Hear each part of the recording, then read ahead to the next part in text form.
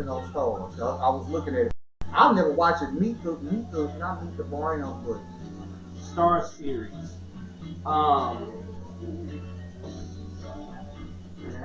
Well, obviously. Hey, what's up, fam? Listen, we are now live, man. We just hanging out. We've been talking and chopping it up before we even got this little show started. We waiting on our other co-host. In the meantime, man, y'all can just hang out with us. We talk about a range of stuff. Since we are live now, we want to know who's y'all favorite comedian. Who do you have as a GOAT as your favorite comedian? B Rock mentioned Dave Chappelle. We sitting up here trying to, put them in order. Do you put Dave Chappelle over DL? Do you put DL over Kevin? Cedric the Entertainer? Man, there's so many of them out there. I'm a Chris Rock fan, man. I watched his little last comedy special. I think it's called Tambourine or something like that. That was a little funny special. We got a great show lined up for you guys today, man. So definitely tune in. If you see me post on my social media page, man, we're gonna talk about why I was suspended for 24 hours for a comment I made on the Roland Martin post. And when I say probably less than about 10 minutes, they were like, "Hey, you banned for like 24 hours." We're gonna jump into Lizzo. Lizzo has a message for men who is how would you want to put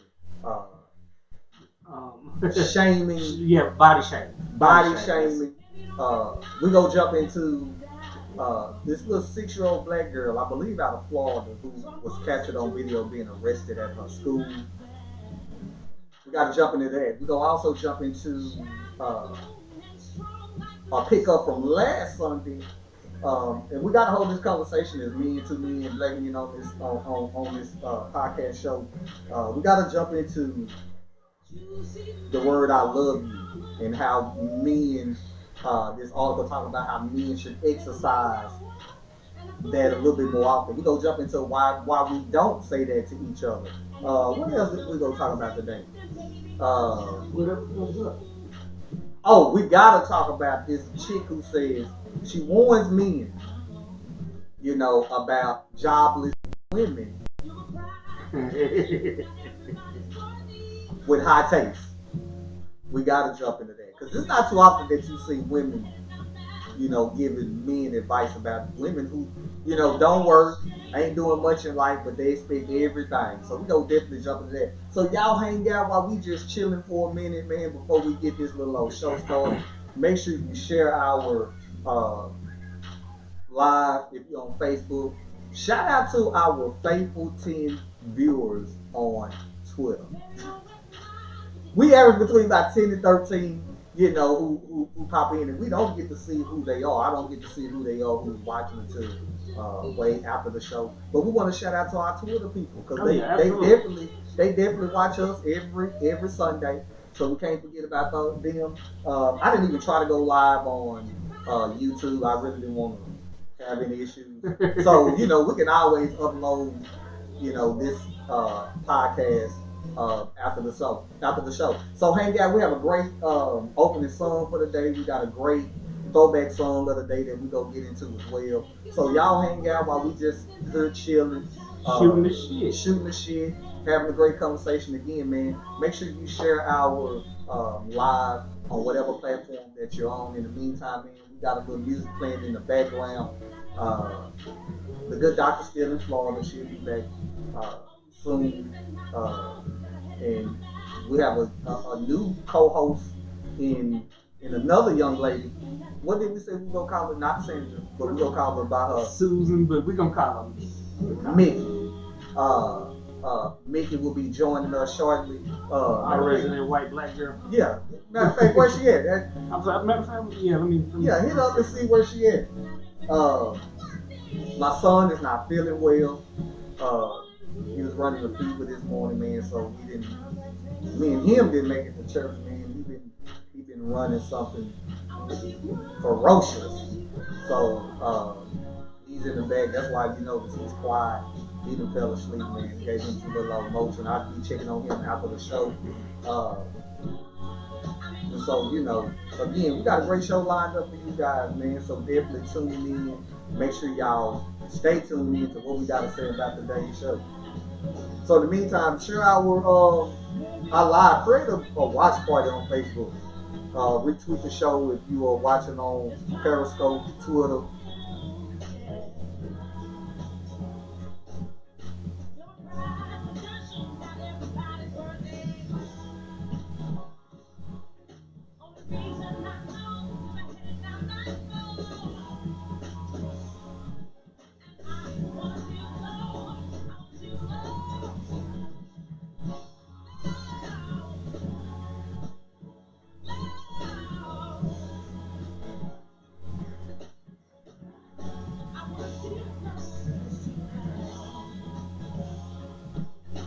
Hey, was she in that when you text me that message? Yeah. She was a part of that text, right? Yeah. Okay, cool. I was just wondering.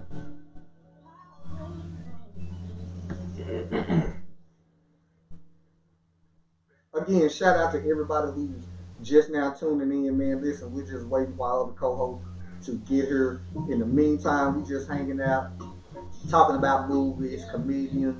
Who the best crossover actors are, going from rap to acting. Right, rap to acting. Comedy to acting. Yeah, B said, man, you know what? We need to start pushing go live, man, while we having these just candid conversations. Because we had some little old great conversations. We were talking about Dante Wilder. He's decided to exercise his rematch clause. Honestly, I don't know if anybody really want to see it. I mean, I'm interested in seeing it because I didn't watch the first fight and he won. But I did watch the second. Well, it was a draw, but of course he remained undefeated. Remained, the champion. I just think after watching Fury, that dude is the truth. I had never really watched him fight, but after watching him fight Wilder, I understood what people were talking about him being a boxer for his size. I ain't gotta knock you down, but if I tap you enough, I can beat you in them points. That's really where it's at. And you gotta remember, they said that about Mayweather. Because after a while, he stopped knocking dudes out and just started just putting them hands on them. Let me just outscore you, keep it moving, keep it entertaining, and then at the end of the day, I'm gonna come out victorious. And so,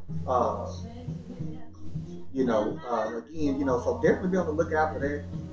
I'll be tuned into that. I really want to see if Fury can remain undefeated, because technically he is. I don't know if you guys ever followed him. He was actually had his belts taken away because got a strip because he had one negative drug test. However, on that record, it's still, I believe, 26, 27-0.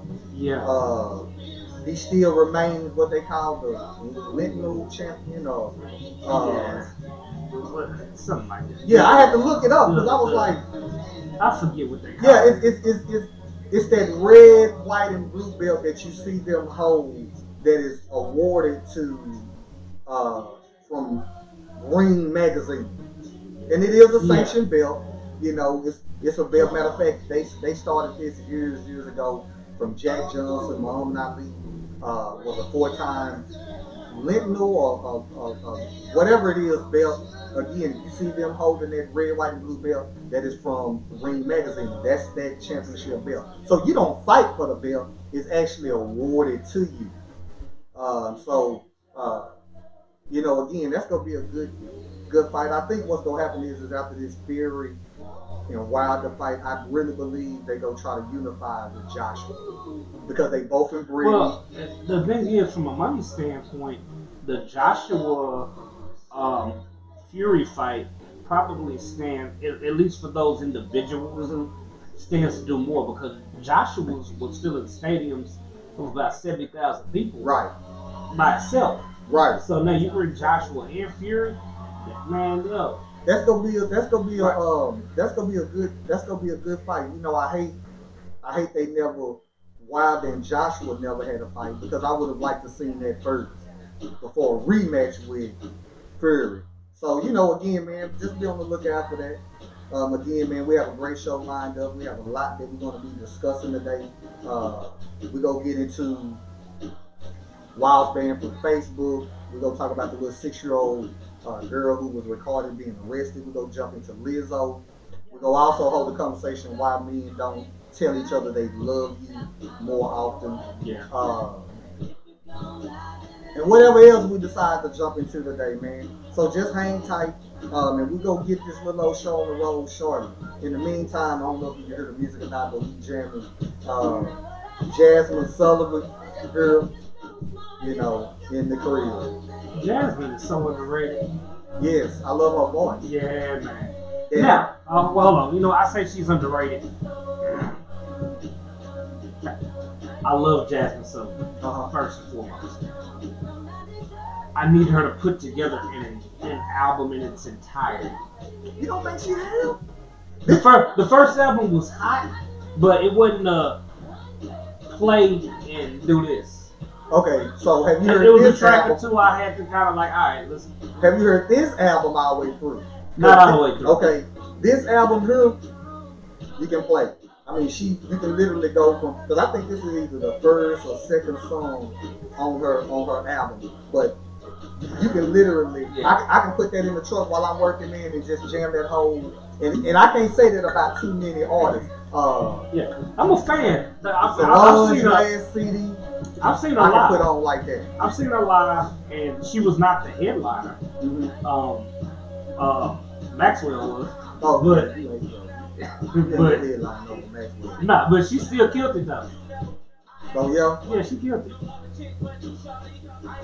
Like I said, I did her Lettucey. Yeah. Now I just never really listened to her albums always. Lettucey. No, but it's songs that I can pick and right. That's what I'm saying. You can pick from that one. You can put together and that one, and I'm gonna put right. You can do that. If you want to talk female artists, and this might be a little unfair because they were a group at once, that at least the first two albums, I can just, to this day, I can hit play, sit back, flourish. I agree. Flourish. I agree. Because even when they separated, they were still a beast. Oh man, but those first two albums when they were together, even now, I can pull up those two albums and just hit shuffle and let it right. Go. Yeah. Those are classics. Poetry. Folks call those classics, man. Say Yes to This Day is one of the yeah, you can put that on. You go fuck around and make a baby out that song. You gotta watch yourself with that song. Yeah. If you ain't went and got that surgery to fix that. Right. You might want to. Yeah, you got to use a contraceptive, as they say. Right. When you throw that on, they just, it's just some artists that got that. Live too. Yeah, it's just something about that. But I think all artists in that lane that I put in the lane with like Erykah Badu, like all of them, you go be entertained when you watch them live because you don't know what you gonna get from them. Your Angie Stone, your Jill Scotts. Right. Yeah, because you go everything that kind of branched off of that tree. Layla Hathaway. Yeah. I just think those type of artists are best in live performances. The best in live performances, but also I think they're best in intimate settings. Right. I'm not saying I don't like them in bigger settings. I mean, by all means, they do them to make their money. Great. I prefer them where they damn near look like you can touch them. Right. Where because they songs are so personal. You don't want to be looking in your binoculars and zooming in on your camera, right? Trying to see these motherfuckers. Like I said, I think all of them in that lane, they're just meant to be in that setting. Like you said, it can be intimate, it can be larger, but they just know how to. They just sound good live, man. You know how people in church say, "Man, I went to church and I swear the preacher was talking to me." Right. All of their songs is like that. Yeah. Now, my favorite artist is Erykah Badu. I love her to death. I love watching her live because what I love about her, she has a great band that I've never seen in nobody else. And I've been to a lot of concerts. I've watched a lot of artists. They just have it all together. I got one that beats her band. Who? Who you think? Well, I mean, they ain't performing no more. Who? I saw Prince live. Prince, it wasn't fair. I know it wasn't. That's why I didn't want to say it because it wasn't fair. I saw Prince live, and that band. See, I would see the reason why I would compare them is because you have a musician slash singer, so of course it should be his band was, and to make the shit even worse.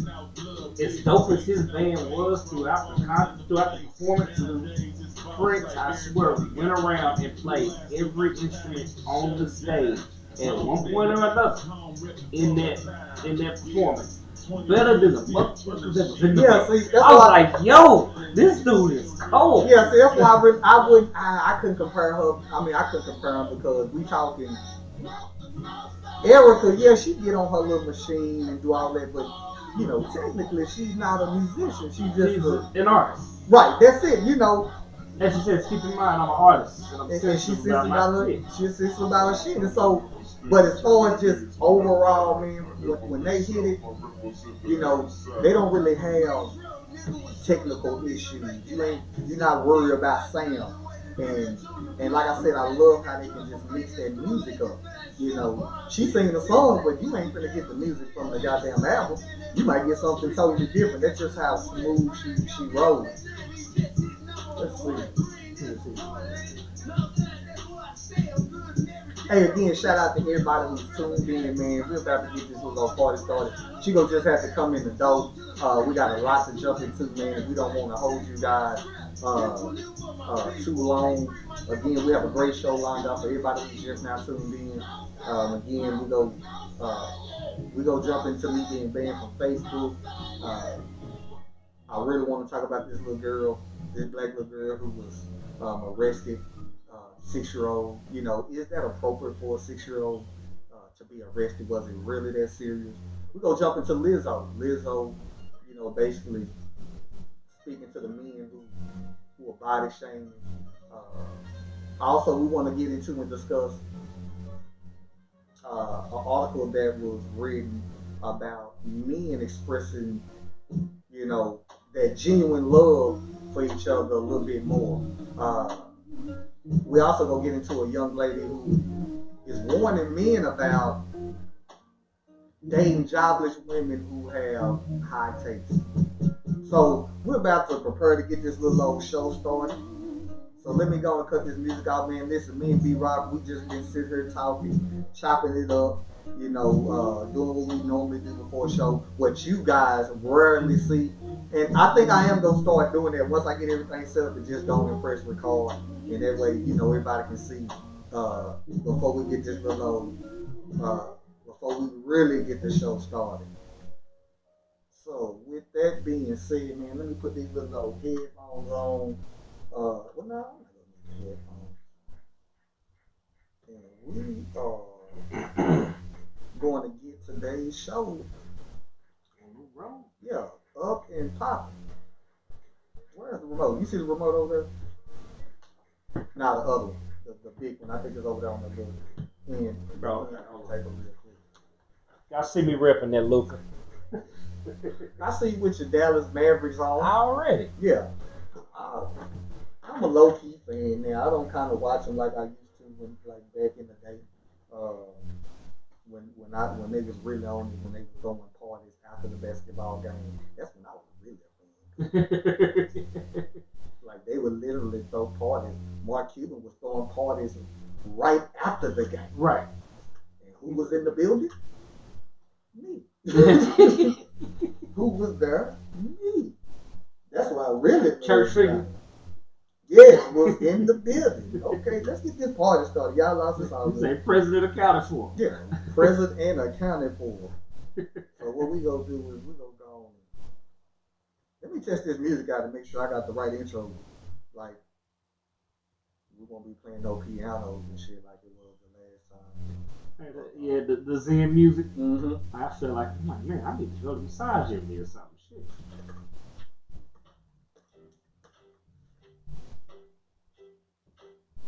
Hey, listen, I'm your boy Boss Hog, host of the.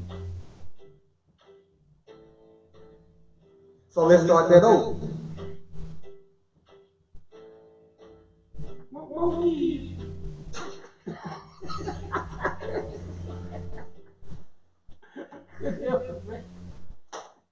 Hey, listen, I'm your boy Boss Hog, host of the Pedicure Podcast radio show. In the building today, I got my boy, my co-host, B Rock. What's good, B? What's good, boss? That's ready to go leave it? That's why I believe it, man. I'm ready for us to talk, man. Let's get on all of this shit. Listen, I've been waiting on a lot of this, so I'm like, hey, let's get it. so listen, y'all know how we do before we get the show started. We gotta play some little old music, and in honor of Dante Wilder and the backlash I think he got for the artist that he had that introduced him. Yeah, and then the song charts. Now, if you've been following Dante, you know he is pro-black, to say the least. Black. Yeah. So it wasn't gonna be surprised being that it was already Black History Month. Right. I mean, what else would you go expect? Yeah, he came from out kind of. I don't know what that outfit was. You know what it reminded me of? It reminded me of a chessboard, and he was the king, because that's what he looked like. He looked like a chess piece. Yeah. And that all black. Yeah. He also looked like he could have been a character from Black Panther, like Black Panther's nemesis or some shit. Yeah. But his daddy. Something. It could look like it could have been a Black Panther uniform. Yeah. Minus that big ass crown. Yeah. Yeah. So what we're gonna do is we're gonna play a song by D Smoke called Black Habits. There we go. So we're gonna get in that song and then we're gonna come back and go on and jump into today's show.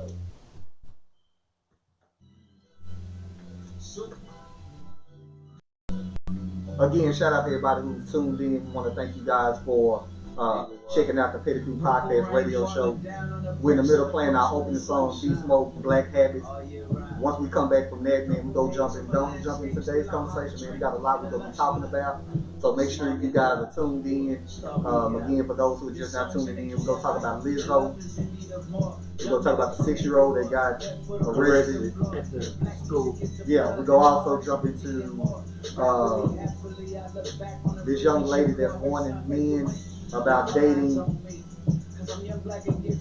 jobless women with high standards / expectations / a fancy way of living. We're gonna jump into that. And whatever else we discussed today, man, we got a great show lined up. So thank you guys for tuning in. You guys want to say, B? No, I'm gonna wait for that one. It's funny to me that it's finally coming from a woman. Yeah, oh yeah, most definitely. That's why I picked that little old story, man. I was like, ooh, you know what? We talk about it, but I wonder if it's well received by other women.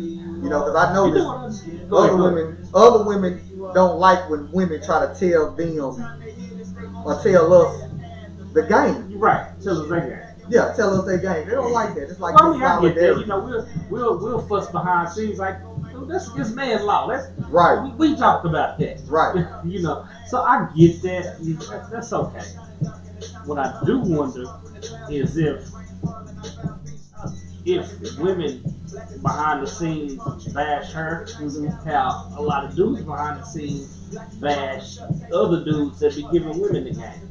Like, what's that dude's name that he be getting hit all the time? Derek something. Derek. He's on social media? Yeah. What are you talking about?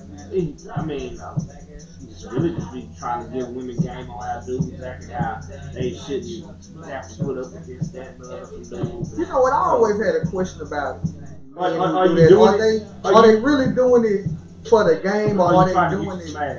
Right? Are you doing it to because you're catering to? You're pandering. Right, you're pandering to somebody like a politician. Is it really from the heart? Is it genuine? Right, is it really genuine? Or Now, does it get your likes up? Right. Now, I'm gonna hit you with this one. I wonder if women are hitting this woman the same. Saying, oh, is this genuine? Or are you just getting your likes up from the dudes? Is this genuine? Or are you trying to get some randoms hitting your DM? Right. I think it's different when women do it. I think it's different when women doing it because the fact of the matter is, let's just be honest. Most women, if you an average looking woman, chances are you ain't got no problem trying to get you some ass. If you an average looking woman, you ain't got no problem. Yeah, nah, you shouldn't have a problem. Right, you shouldn't have a problem. If you an average looking dude, you have to work a little harder than the average looking woman to get consistent ass. Right. Now, I'm not saying we all slip up on some ass every now and then. Yeah, you but, can look up on right, but I'm talking about consistent, just make that phone call, boop, boop, boop, how y'all come through. I mean, women got it a lot easier than dudes. Yeah, because they know we want it. Exactly. Because I forget what comedian said this, but ever since you started growing breasts, most men that have talked to you are trying to fuck you. True. So, it's one of those things. But I do think that it's a lot different, coming from a woman. I'd be interested to see how women portray her behind closed doors. I mean, you're gonna see stuff in the comments or not, but I'm curious to know what women say about it. Hey,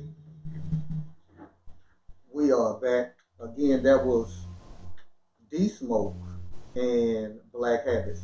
So listen, let's go on and get into today's show. Friday, Roland Martin posted a picture, and I'm not sure you guys may have seen it. It is a picture of Donald Trump and like these black leaders or something. Mm-hmm. They got his hands on them or whatever it is. And Roland Martin asked the question, how would you caption this picture? And what I did is captioned it. Yeah. And my comment was 3 words. Mm-hmm. Coon ass coon. I thought you were supposed to say coon. Coon instead of kumbaya? No. Kumbaya? No, it was just coon ass coon. And no more than about 15 minutes. About 15 to 30 minutes. Ooh, man. Yeah, it was quick. I get a notification on my phone. This comment does not go with community standards. You have been blocked from commenting for 24 hours. So, I'm on Facebook and I can see what everybody's talking about. You can't post on stories. So you can still see. Oh yeah, you can see. I can go in, like if you post something, I can go in and look and see what you post. But if I wanted to like it, a notification pop up, you have 23 hours. And I'm sitting up here like, that's the ultimate slap on the hand, though, ain't it? It's almost like you got a whooping. I'm sitting up here like, damn, that got me flagged. I don't know if for saying coon ass coon. Maybe the word coon is flagged. Now, I ask this. If it is flagged, do you feel some type of way because you got flagged for saying it as a black dude? Or do you feel good about the fact that no one of another hue can say it? Ask me that again. You asked me, did I feel good about being blocked because of what I said? Do you feel? Are you frustrated about the fact that, hey, I'm a black man, I should be able to say this, or are you at least pleased in the fact that, well, nobody else can say it either? Well, I was frustrated because I was like, this is Facebook, it's social media. It don't matter. we should be able Facebook to. jail wouldn't exist if that was the case. Right, but I'm like, I know there have to be out of 1 billion people way more Words that are being words thrown around. said than Cool. the words coon as coon. Was it because Trump was in the picture? Those were the things that were running across my mind. Like, damn, did I get banned because it was a picture of Trump that I commented to? Because we're talking about a comment. Roland Martin has hundreds of comments. Yeah, but all right. So this is what I'm gonna guess. I'm really giving Facebook a lot of latitude right here when I say this. Okay. So I'm going to assume that there is an algorithm that picks out words. Okay. And that algorithm may also pick out the person who posted it. Not the person who posted the actual words, but the original post itself. So, if you have this original post, which is a black guy a black man who is known to side with the left, and then the word coon pops up on this guy's post, it probably goes to the top of the algorithm. Like, is somebody shooting at, right? Is somebody putting racially charged messages at this person? So now, if you want to go contextual, then obviously the context wouldn't be that. But yeah, go and put that on speakerphone. Yep, gotta put it on speaker. Yeah, that's what we said we're gonna do. Yeah. You on speaker because we had an agreement that if somebody called during the damn podcast, they gotta go on speaker. So what's up, Mickey? Yeah, you on speaker. What's up, Mickey? You outside the door?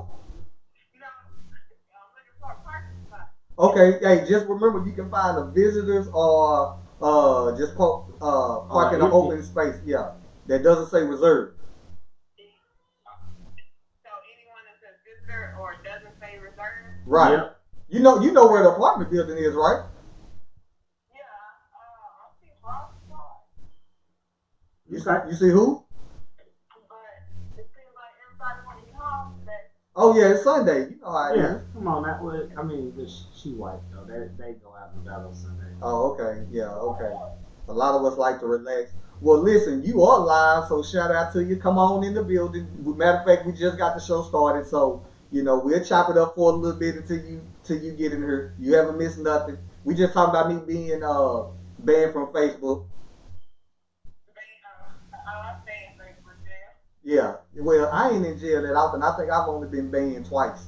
I guess I'm the same here. I can honestly say I have never been to Facebook jail. Shit, you ain't saying shit, dude. Cause no, I'm not on Facebook. Jeez, I'm like.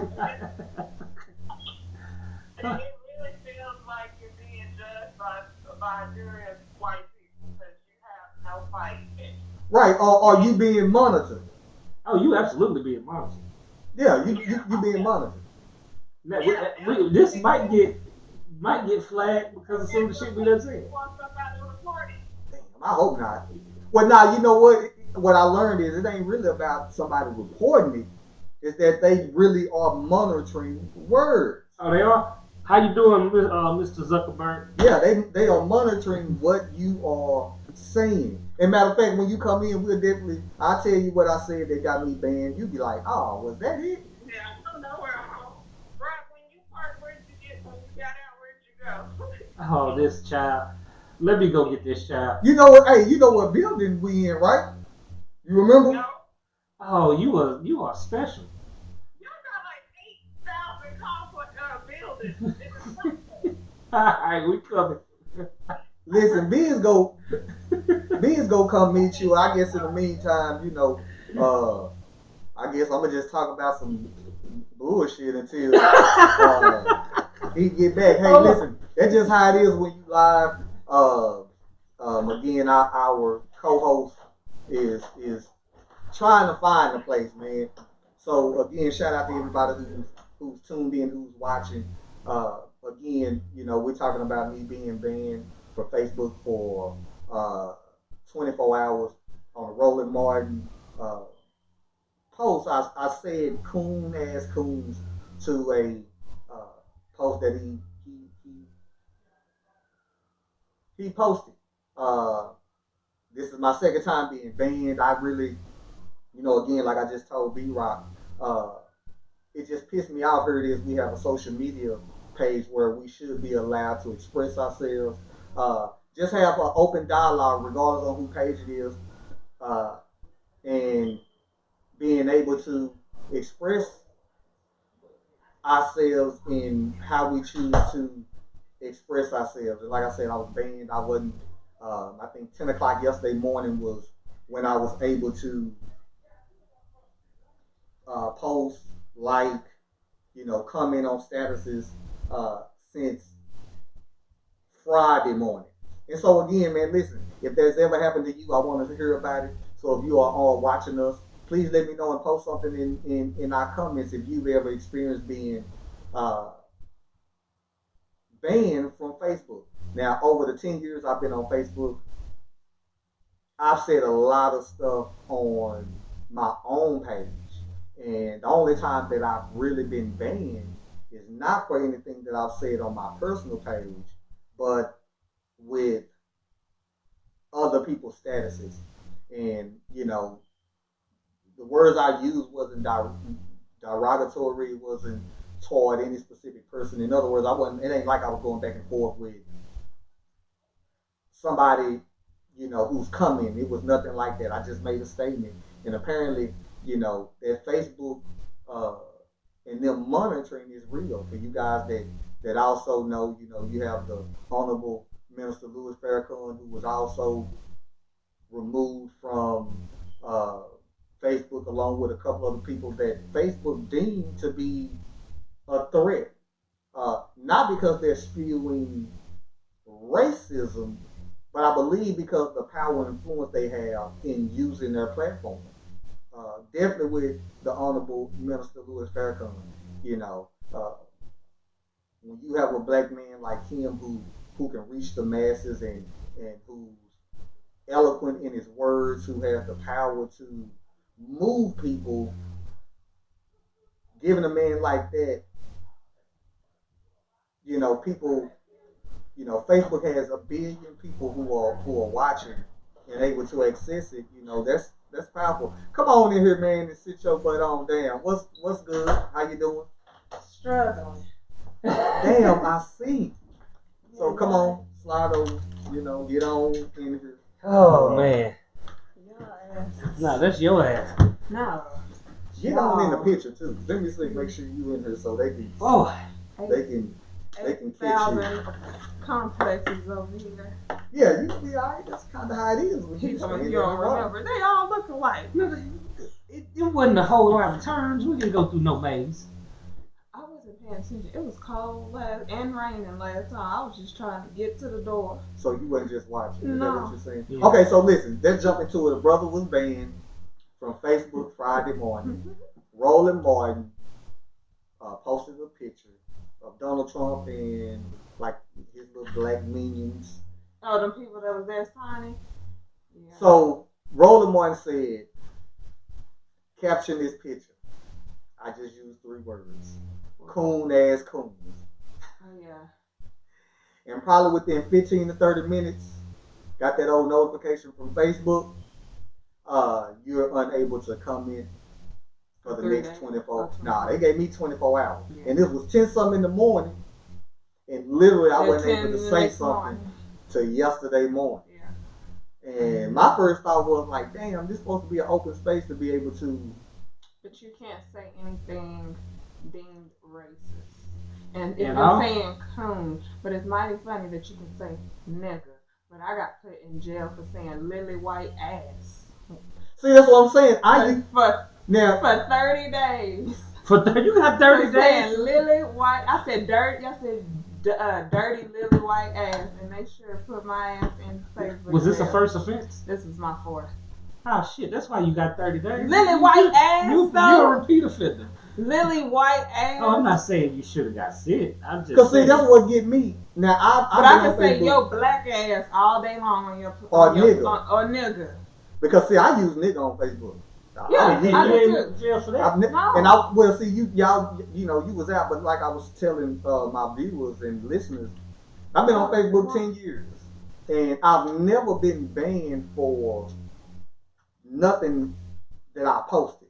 Never.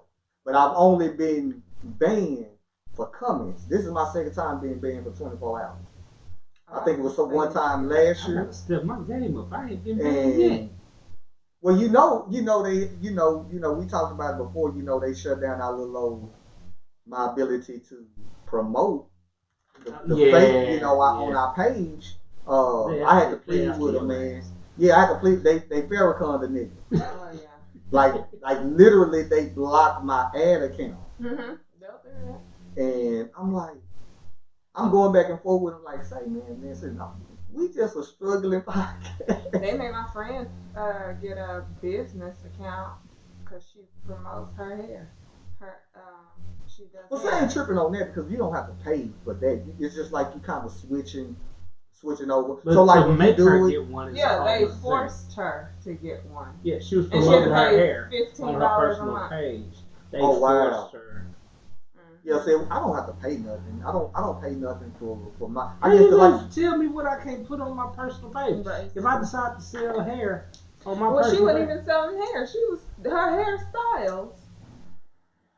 Did she have a page? She's a beautician. Did she have a separate page like No, her she was page just doing it on her own She's personal doing her own page. She was personal just page, saying, showing, come hey, look what I do. shampoo, styles, and she was posting pictures of her hairstyles that she's done, and they sent her an inbox stating that she either has to stop or she has to pay $15 to get a business page. slap the mic over something?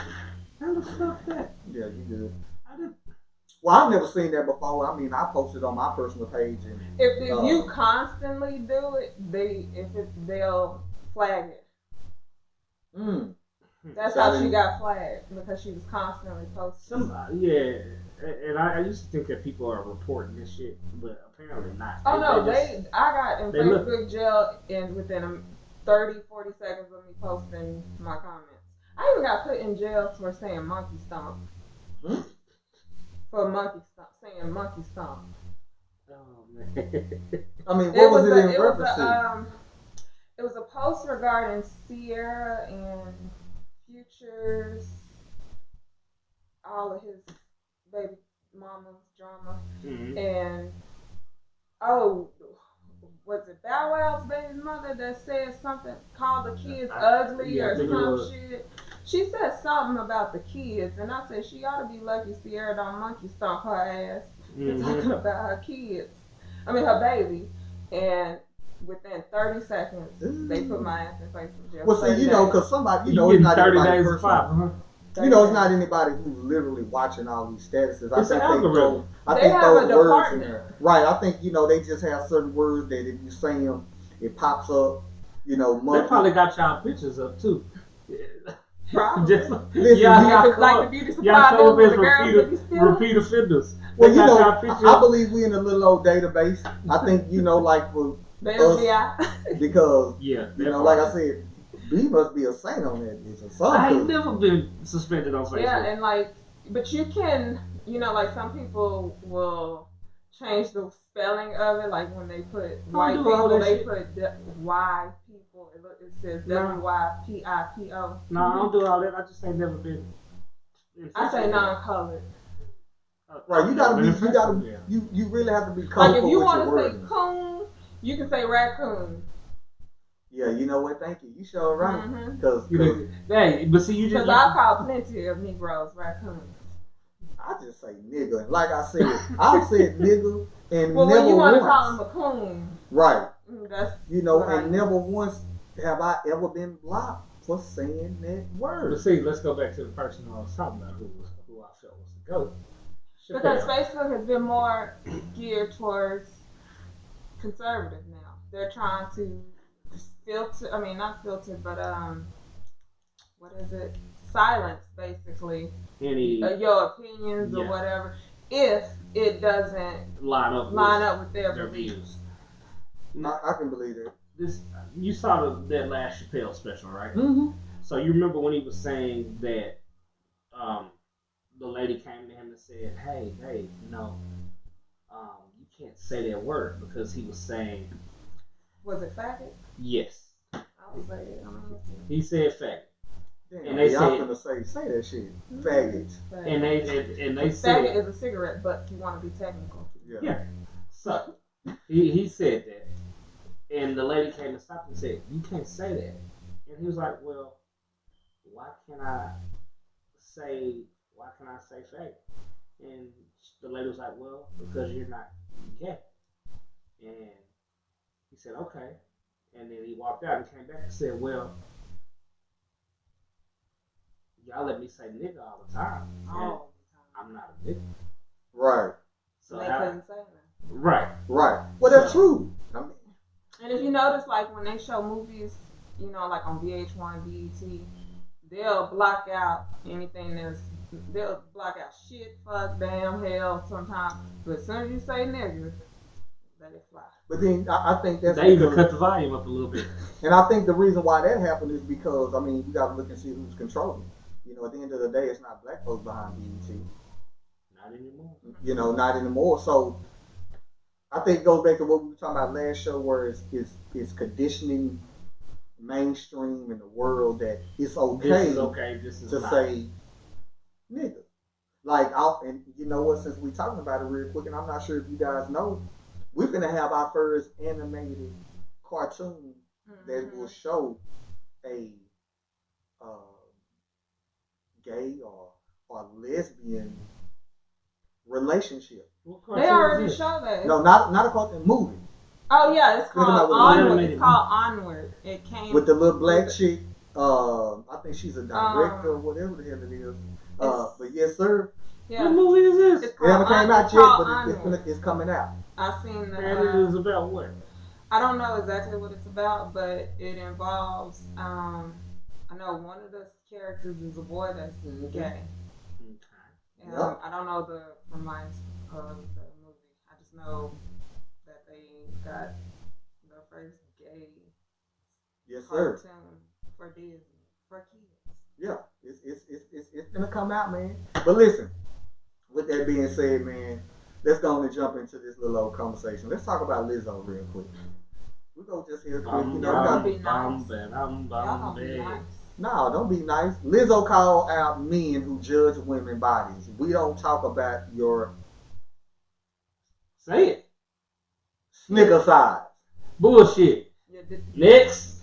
So Lizzo, she said we don't talk. Lizzo said, fine. Maybe to You know what? If you ain't gonna say it, I'm to gonna say it. not to y'all's face. She has. I don't think anybody said anybody shaving shit to her face. You a damn lie. watch this. Most recently, I'll Lizzo be spoke. on her page. Okay, saying that it to her face. look, that's a page. But they're saying it to her. That's not saying it to her. They've Everybody, even had journalists. come on now, you know people is internet tough. But they've even had like people on the Breakfast Club talking about her. Okay, again, they have to. That's the industry that they're in. As far as comments, I don't take comments the same as somebody coming to you and saying whatever the fuck. It's different. Well, what about Jillian Michaels, the fitness lady that did the little comment about her? I don't care who it is. A lot of people on social media tough and will say a lot But of shit. that's the in same the thing. We don't comments. talk to y'all directly and say your dick little. I've seen some shit. Maybe when they're mad, comments. but that's a comment. I've seen some shit. So if you want to count the comments, then we gonna count the comments. Well, So you wasn't female- counting it. I wasn't until you just wanted to make it so. So if we gonna make it so, yeah, females do it. They do. Yeah, but you said we were talking about directly to them. I've seen females say it directly to niggas. Yeah, when they mad. Oh, mad. And Mad that's I just do. like when somebody call her fat to her face. That don't mean they mad. She is though. To who? She is what? Fat? Yes. I mean, hell, I So am. to put this, because B, they gonna go at it. So to put this into to what happened is that she was having a What you want me to she say? did an Husky? interview, Yeah. and Fat. in her interview, Man, let's not look. I'm not saying it depends. It That's depends why on how I you just use it. think it's a nicer way to say somebody is overweight, just like it's a nicer way to say somebody is ugly. Well, all right. You know what? Honestly, I think saying that she's overweight is probably a little bit more No, rude fat is than rude. fat. You know why? Fat. No, hold on, because You're gonna say PHAT. No, I said because I said That's pretty hot in temp. I know. I said fat. You said to who? You say overweight. I'm gonna say to who? Exactly. Okay, so if you can say overweight, and I can say to who, I can say fat, and you can say to who. It is what it is. It's about the perception of how you view it. She's a bit. How about she's a big girl? Does that make you feel better? That's even worse. I'll take BBW. What do BBW stand for? Big beautiful woman. Big Big black woman. Yeah, big. Depending on Big black woman rude as hell. Depending on who's saying it. All right, now I'm asking. Big I can say beautiful big. woman, All big right, black woman. now I'm gonna preface this by saying I don't think Lizzo is ugly. But hold on, I don't think she's. I'm walk with me for a second. I'm not. I don't think that she's ugly. But if there's somebody who doesn't think that she's cute, then why would they call her BBW? Could they just say BW, big woman? I mean, Yeah. come on. I mean, man, they can. you know, look, man. That's nicer than calling her fat and ugly or fat. I didn't ugly. say she was fat and ugly. I mean, you just said it's. I'm just saying the comments you asked that the I've question. seen. Okay, and I'm not justifying any of the comments that have been put out there. I think that people say a lot of rude shit about a lot of people, being big, small, short, ugly, not so cute, whatever the case may be. People say a lot of rude shit. My point is this. People have their opinions, so does it make your... If you're going specifically to her with mild intent to make her feel bad, then you a rotten motherfucker. And, you know, fuck you. That's how I feel about it. But if I'm having general conversation and this... Lizzo. Who's Lizzo? You know, the big chick that had her ass out at the Lakers game. If that's how I describe That's not rude. I mean, you're describing because she knows she's big. We're not in denial. Of right, that. but there is a faction of people who would look at me and say, "Oh, you're body shaming because you call her a big chick." What you want me to do? Call us the skinny chick who had her ass out at the Lakers game, but she ain't quite skinny. What they but want she to ain't- say voluptuous.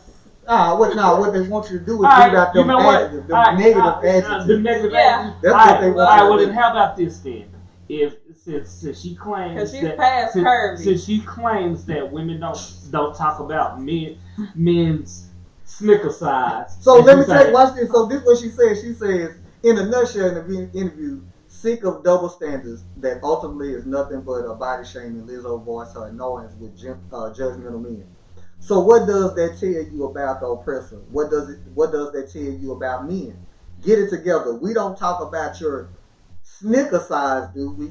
Yes. Like that's not But a that's conventional. That's specific women that's seen your penis. But hold on, To wait. determine if it's because the So first what- woman you've been with might think it's big. The next woman might think it's But too hold up, small. wait. It just depends on their vaginal walls. So how do dick size line up with body weight? It doesn't. It doesn't. But it's like that's what she's saying. Well, I guess that was a bad. Now, That was a bad example. That ain't even apples and oranges. I That's know. like- That's what I said. That was a bad example. So here's the You rest of can't the comment compare. real quick. It says, she says, like that's not a conventional Snicker size. It's too small. We still let y'all asses run all over the goddamn place. Lizzo announced while laughing the double standard. Well, She's I just a bad think, example. well, I think because now you talking Because I apples can't and see oranges. no man's size unless I've been with that man Right. to determine. So I can't just walk up to a random man. It's your big little. Well, first of all, well, this see, I can and- walk and up that- to and a that- bigger and place. that's shaming. You should say petite. but I mean, first of all, let's be real about it though. She's lying. She lied like a Because motherfucker. what she did is put herself in speaking for all women in saying it ain't like we walk around here. Well, first of all, that's a lie because we do that. Women do it. Not all, but women do. Hell, I'm gonna see it on Facebook. I see more women we talk don't about body penis sizes. shame. I guess she's. How you wanna put- We don't body shame men as much as women get body shamed. That's fair. I agree with that. I agree with that. But I let's. agree with I that. mean, but And I But think then that's that what would she, yeah. I think that's what she was trying to get That would be to. apples and apples then. Yeah. that's how you know if we don't take a are there as celebrity and many just dog is him there out well for what he looked like. And I get, You but do. I guess it all depends No, on they usually have to do something for us. Like do something like what do Lucy did. hold on, Everybody do something like what? Wear assless chaps to the Lakers game and twerk in front of the kids. Yeah, something okay. like that. Okay. But we don't just sit up I there just thought and I'd go throw it on in there. somebody's page. Like, Now, again, I if that's what Lizzo, I ain't got no issues with her wearing it. Just whatever you do, you boo boo. You feel good doing that. it was over the top. My thing is, don't do shit that puts you in the spotlight, That's what I tell but people. then get mad that you don't get the reaction that you wanted while in said spotlight. Yeah, I agree. Well, you should know it's coming. And my thing No, is, I think some people If she genuinely would've- believe that, oh, I'm gonna go do this and everybody's gonna love it. But Yeah. when somebody doesn't, now all of a sudden it's an issue. I mean, look, when you put yourself in this arena, even us in what we do, there are gonna be some people who love what we do and what we have to say. There are gonna be some people who hate our fucking guts and might be ready to fight us in Kroger if they saw. I even think delete she you from their page. You petty the motherfucker. Yeah. But you know, so what I'm I've getting never at is, deleted nobody. I'll put you on restriction. I just Listen, I've deleted I feel folks like if I you still ignore want me. you to see what I got to say. I would delete you if you like because Because to I Well, aggravate you. you. So that lets Right. me know that I aggravate you. So, hey, you know, I'm not deleting you. You can delete me. Well, like I said, I've just removed people who are like agitators. I don't You even know, do that. who you know, I might not. they delete look them. I forward might to mute coming their to your ass. page.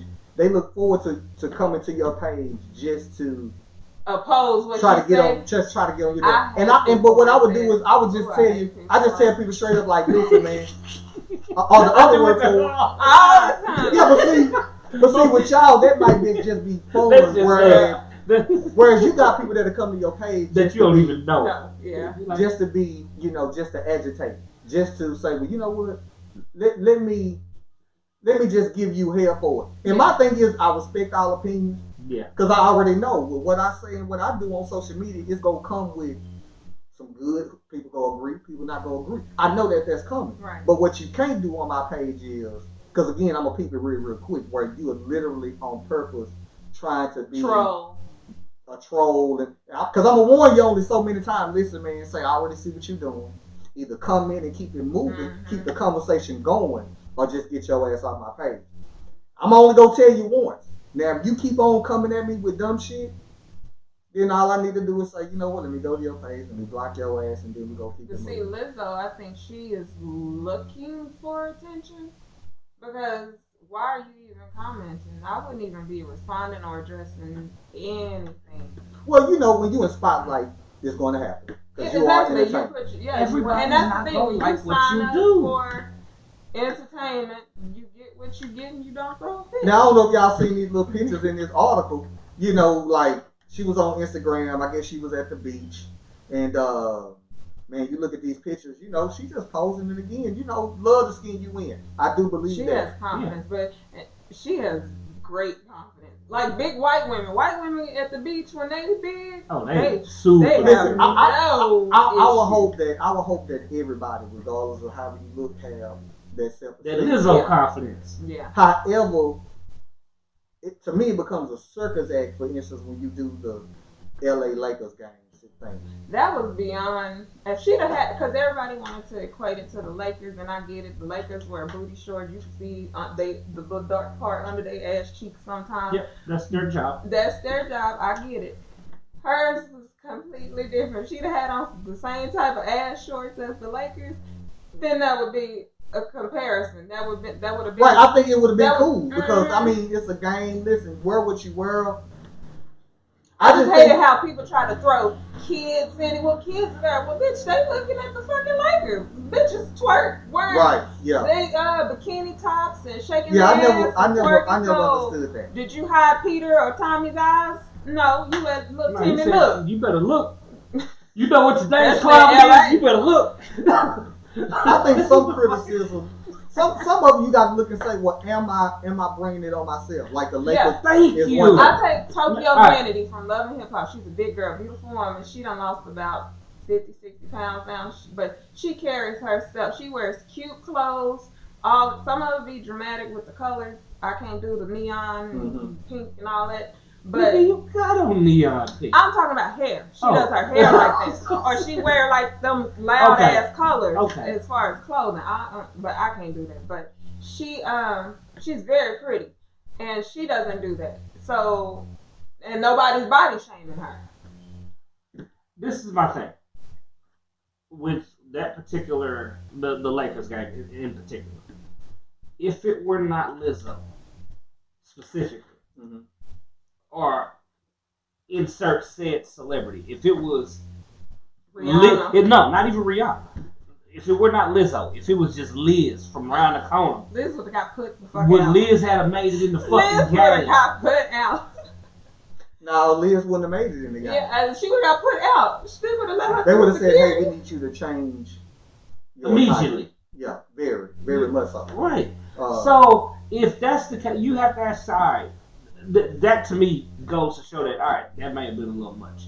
Number one. Number two, I go back to my original statement. When you're in the spotlight, everybody is not going to like what you do. But unfortunately, we are in a climate where if you disagree, don't like, just wasn't feeling Gotta counsel you or belittle you. right, or you a hater, or you have some type, you're phobic of some sort, whatever the case may be, is the moment you don't agree with some shit, it's viewed as a negative connotation. And whatever happened to the beauty of just like, hey, I just, whatever you want to identify as, whether you want me to refer to you as big or BBW or You can whatever. identify them by their name too. But no, hey, I don't want to specify this person being Yeah. this shape or what. So whatever I refer to you as, Right. that will make you feel good about you. If you ain't my cup of tea, does that make me a bad person? No. no, No. not at all. But in But today's also, climate, it people does. can keep their comments to themselves. People could. Yeah, but guess But what? when you put it out there, I'm gonna say when you put yourself in a position to be, Scroll on. nah, that's it. but you know that's not Just that's wait. not the habit This of your, folks. this your second week on the show. Just wait till they come for your ass. Because Yeah. it's gonna happen. Listen. It might not be on the post, but oh man, I done got so many shots fired. Really? Remember when I told you I was getting inbox talking about I was a heathen and all? Oh yeah. I agree. You know, I agree. I completely agree. you would, white she devil. You know, I'm get all my white people to come. Listen, Hell, not her. high Hitler. And speaking of white people, did y'all hear about that story of the black dude that kidnapped this white woman? It's a fourth of the All the white. white roots. I was like, You know, one time you I should have thought made her about that. watch the newer version too as a I- bonus. I was like, She gonna name her firstborn Kissy. He made a right hidden white- colors, all them hoes. You know who Oh, Tariq right. Nasheed is? Right. Let me show you who the hell he is. It would have been straight torture. Took all the way from roots to the color purple. Yeah, listen. Shaka Zulu. You talking about a Boys in couple. the Hood. Birth of a Nation. Ooh. 12 That was years my of movie, and I hate slave. that it didn't get the Yeah. publicity. Yeah, but I mean, you talking about a creative, colorful way to commit a crime. Yeah. So do you get admitted in jail? Do you get applauded on the way in? Man, they probably applauding that boy, man. And I don't think he got that much time. I think they gave him maybe, 6 months or some shit. You get more than Cause 6 he months for kidnapping white women. Nah, I think he only got about like 6 months. From 8 Mile Road. Oh, okay. All right. Yeah. All right. So Cause he didn't assault him. You know, he didn't. I mean, he tied up and paid the Yeah, white he just held the hostage. Did he feed her out? Like she I I Listen, don't know, brother, but these- he What's told a long her- ass movie? he did tell her if she tried to leave, don't harm her though. Yeah, I mean, Roots a long ass movie. What's that? It's like a 6 hour Did he movie. buy some pizza? he did some. He probably But I was like, No, you know what though?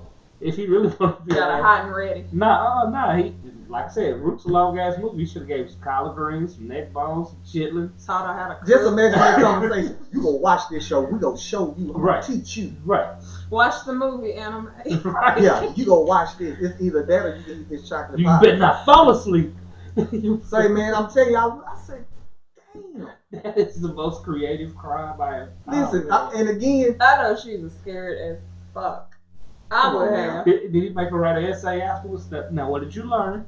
Listen, I didn't even read the story. I just seen it show up in the news and was like, Huh.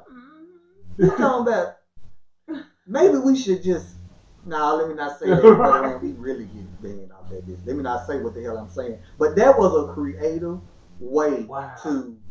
Maybe that's what Rick James was doing with him and that lady kidnapped that chick for the weekend.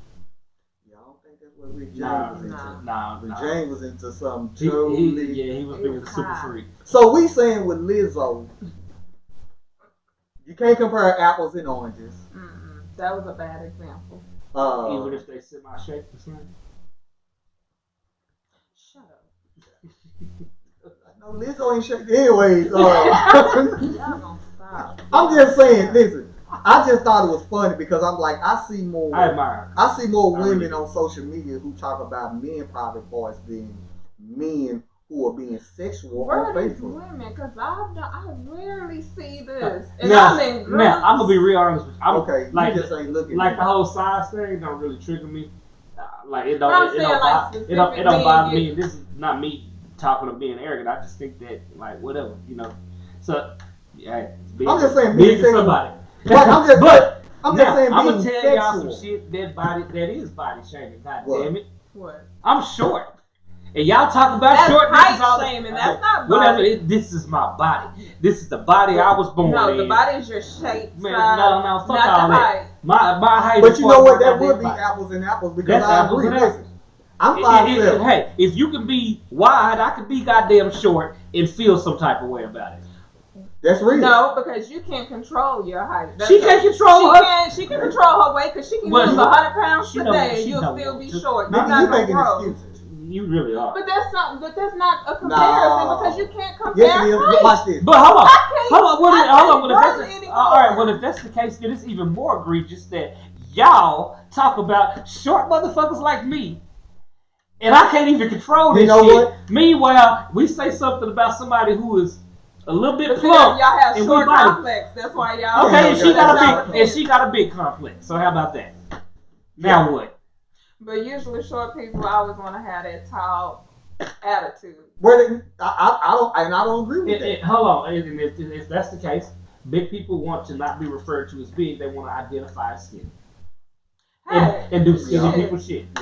Yeah. Because here's what I'm saying. So how about that? Because if you really want to, fuck it, it's the petty crew. If you really want to be real about it, yes, the Laker girls were standing there and they was dancing in their little booty shorts and they ass cheek with the little crease was showing and all of that, and bottom titty was showing. It wasn't nipple, but you had like little side boob kicking up and all of that.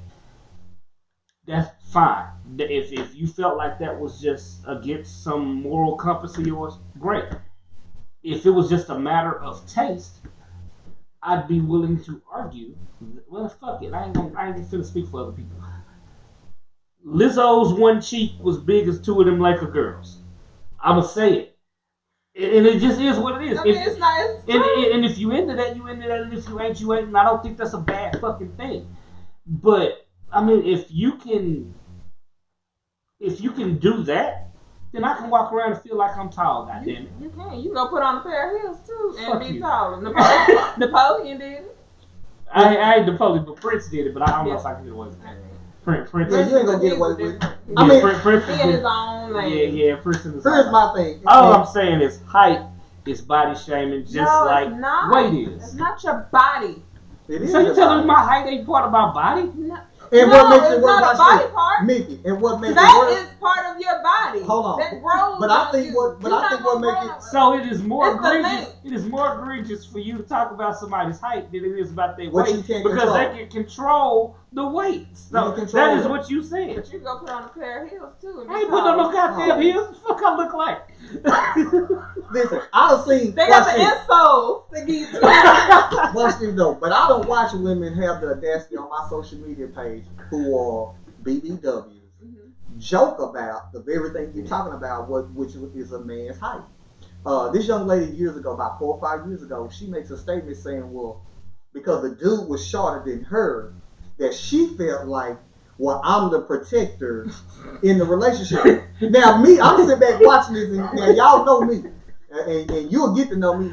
It took everything for me to say, yeah, you really so you equate your fatness with protection versus It reminded me of that video that big girl beat the hell out of her boy. Hey, Norbert beat the shit out. Rasputin beat the shit out of Norbert. She beat his ass. Yeah, but you know what? Even with that, Nah, you know what? Some big girls are the protector though. Nah, my nigga, I'm not gonna believe that because I believe in what you're talking about with the big girl. Dude, just I fight. say this. Show me a video of any chick fighting a dude that will fight them back. He was trying to fight up at. Nah, He beat the shit out of him. He had no fight. He had no fight. So I'm gonna say it again. She was whooping his ass. So I'm gonna say it again. She Show me was a whooping his dude ass. with some hands fighting a woman. It ain't gonna happen. A dude with some hands would have whooped her ass. It ain't gonna happen. No, a dude with some hands. He was skinty. So that's why I say. He was skinty. So even a skinny and dude she with looked some hands like would she have whooped her ass. probably played sports in high school. She was tossing his ass around, man. But she knew the dude she was fucking with. You get what I'm saying? Yeah, that's true too. So that's what I'm saying. Show me, because I think it gives this false notion that women are in a position to physically put hands on the dude. I would Well, a lot of women feel that way. They can slap the no, they feel that way. I ain't saying it's true. Okay, I said a lot of women feel like, especially with these videos. Yeah. Typically, 9 times out of 10, it's a dude who really don't want to hit the chick back. And she hitting and slapping. Like you see the video of the cruise where the guy was getting, I guess he got caught talking to another chick on the cruise, and his girl walked up and she was just slapping, punching. Right. And the guy recording just kept saying, "Don't hit her." I think that's what saved him from hitting her, because she was hitting him hard enough to where he should have slapped her ass to the floor. And I'm all in agreement on that. See, that's what I'm saying. Like you can only take so much, because she wouldn't do that shit to a police officer. He'd be done knocked her ass on. And she wouldn't have did that. She might not get it to a woman. Right. Yeah. You know what? That's true. But because the question, I mean, you slapping him around. I mean, would you have? I not slap the chick around too? You in the slapping move? Don't slap. But see, that's why I say, even, and I say that to bring all that full circle, because I've seen that happen on Facebook. I've seen the heavy-set chick. I've seen the chick joke about, because she's tall. My classmate, I'm not gonna say her name. She talked about, not dating dudes shorter than her because she's tall. She probably about 5'11", some shit like that or whatever, 5'10", and. But what I said was, I did comment on that. So I said, she was height shaming? Nah, fuck that. I turned around and told her, so how dating tall dudes your size and taller working out for you because you still single? Ooh. See, my problem is... That's wrong. No, it wasn't. No. No, it wasn't, because see, here's where my issue is. She could be single by choice. Nah, fuck that. She could be single by choice. She could be single by choice. Yeah, that's a lot of us. We all got choices. Yeah. That ain't it. She minimizing the pot though. Yeah. So, see where my she issue. might not post her boy. So watch this. So did I have the Napoleon complex when I turned around and just asked her, so how niggas your height and taller working out for you because you still single? But how do you be single?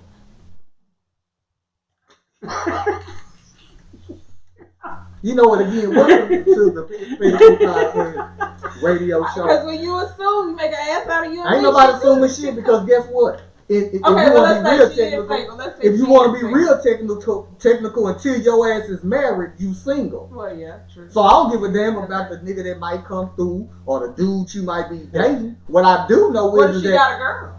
I wouldn't give a fuck. Whoever the fuck is climbing that tree. It don't matter. So me saying, because I agree.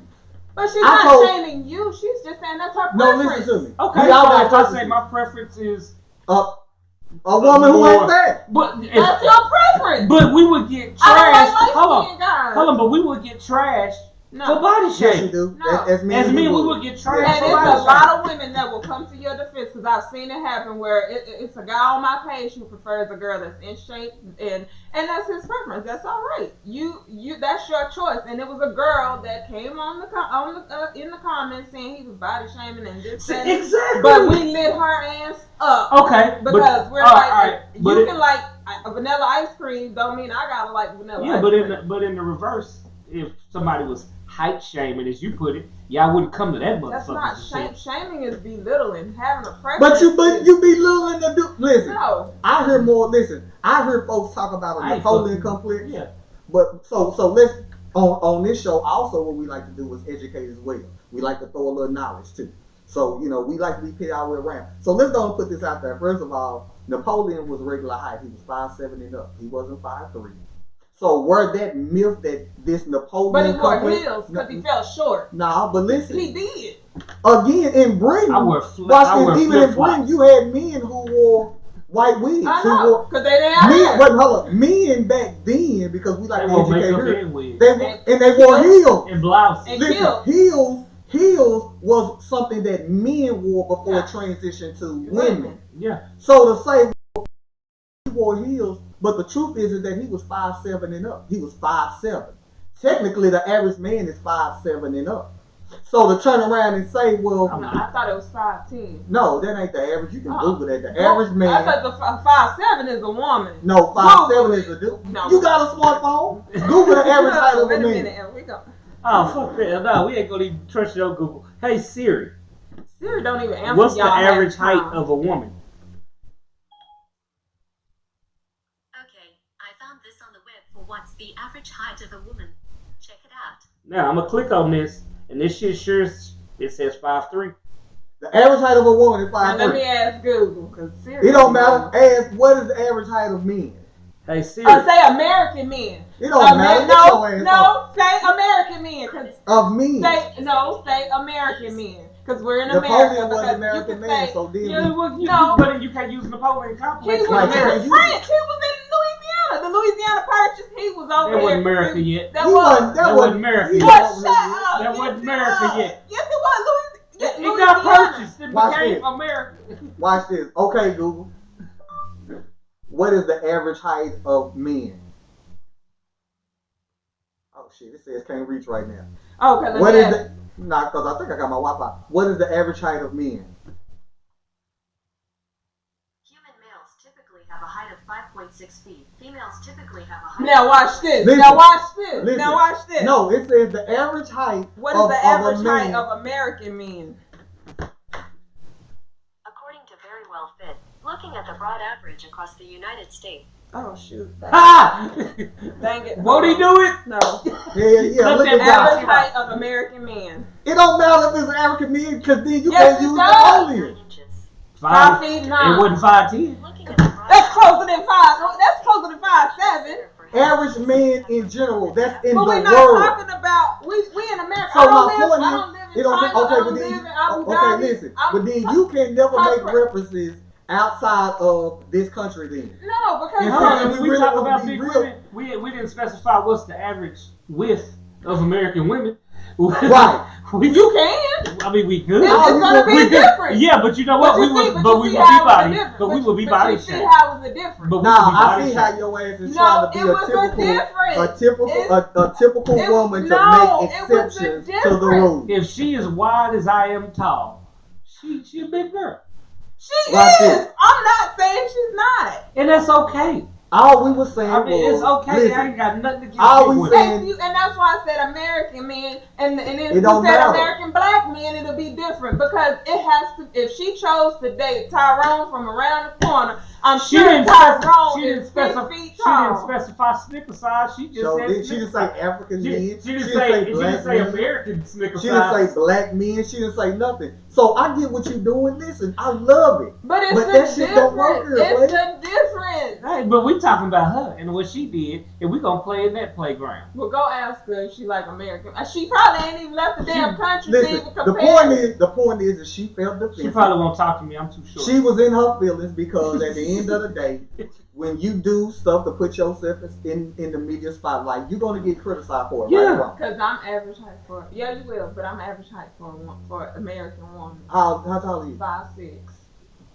You okay, lying. whatever. Listen, so you know what? I am 5'6". No, I ain't saying you ain't 5'6". I'm saying you ain't average height for a woman.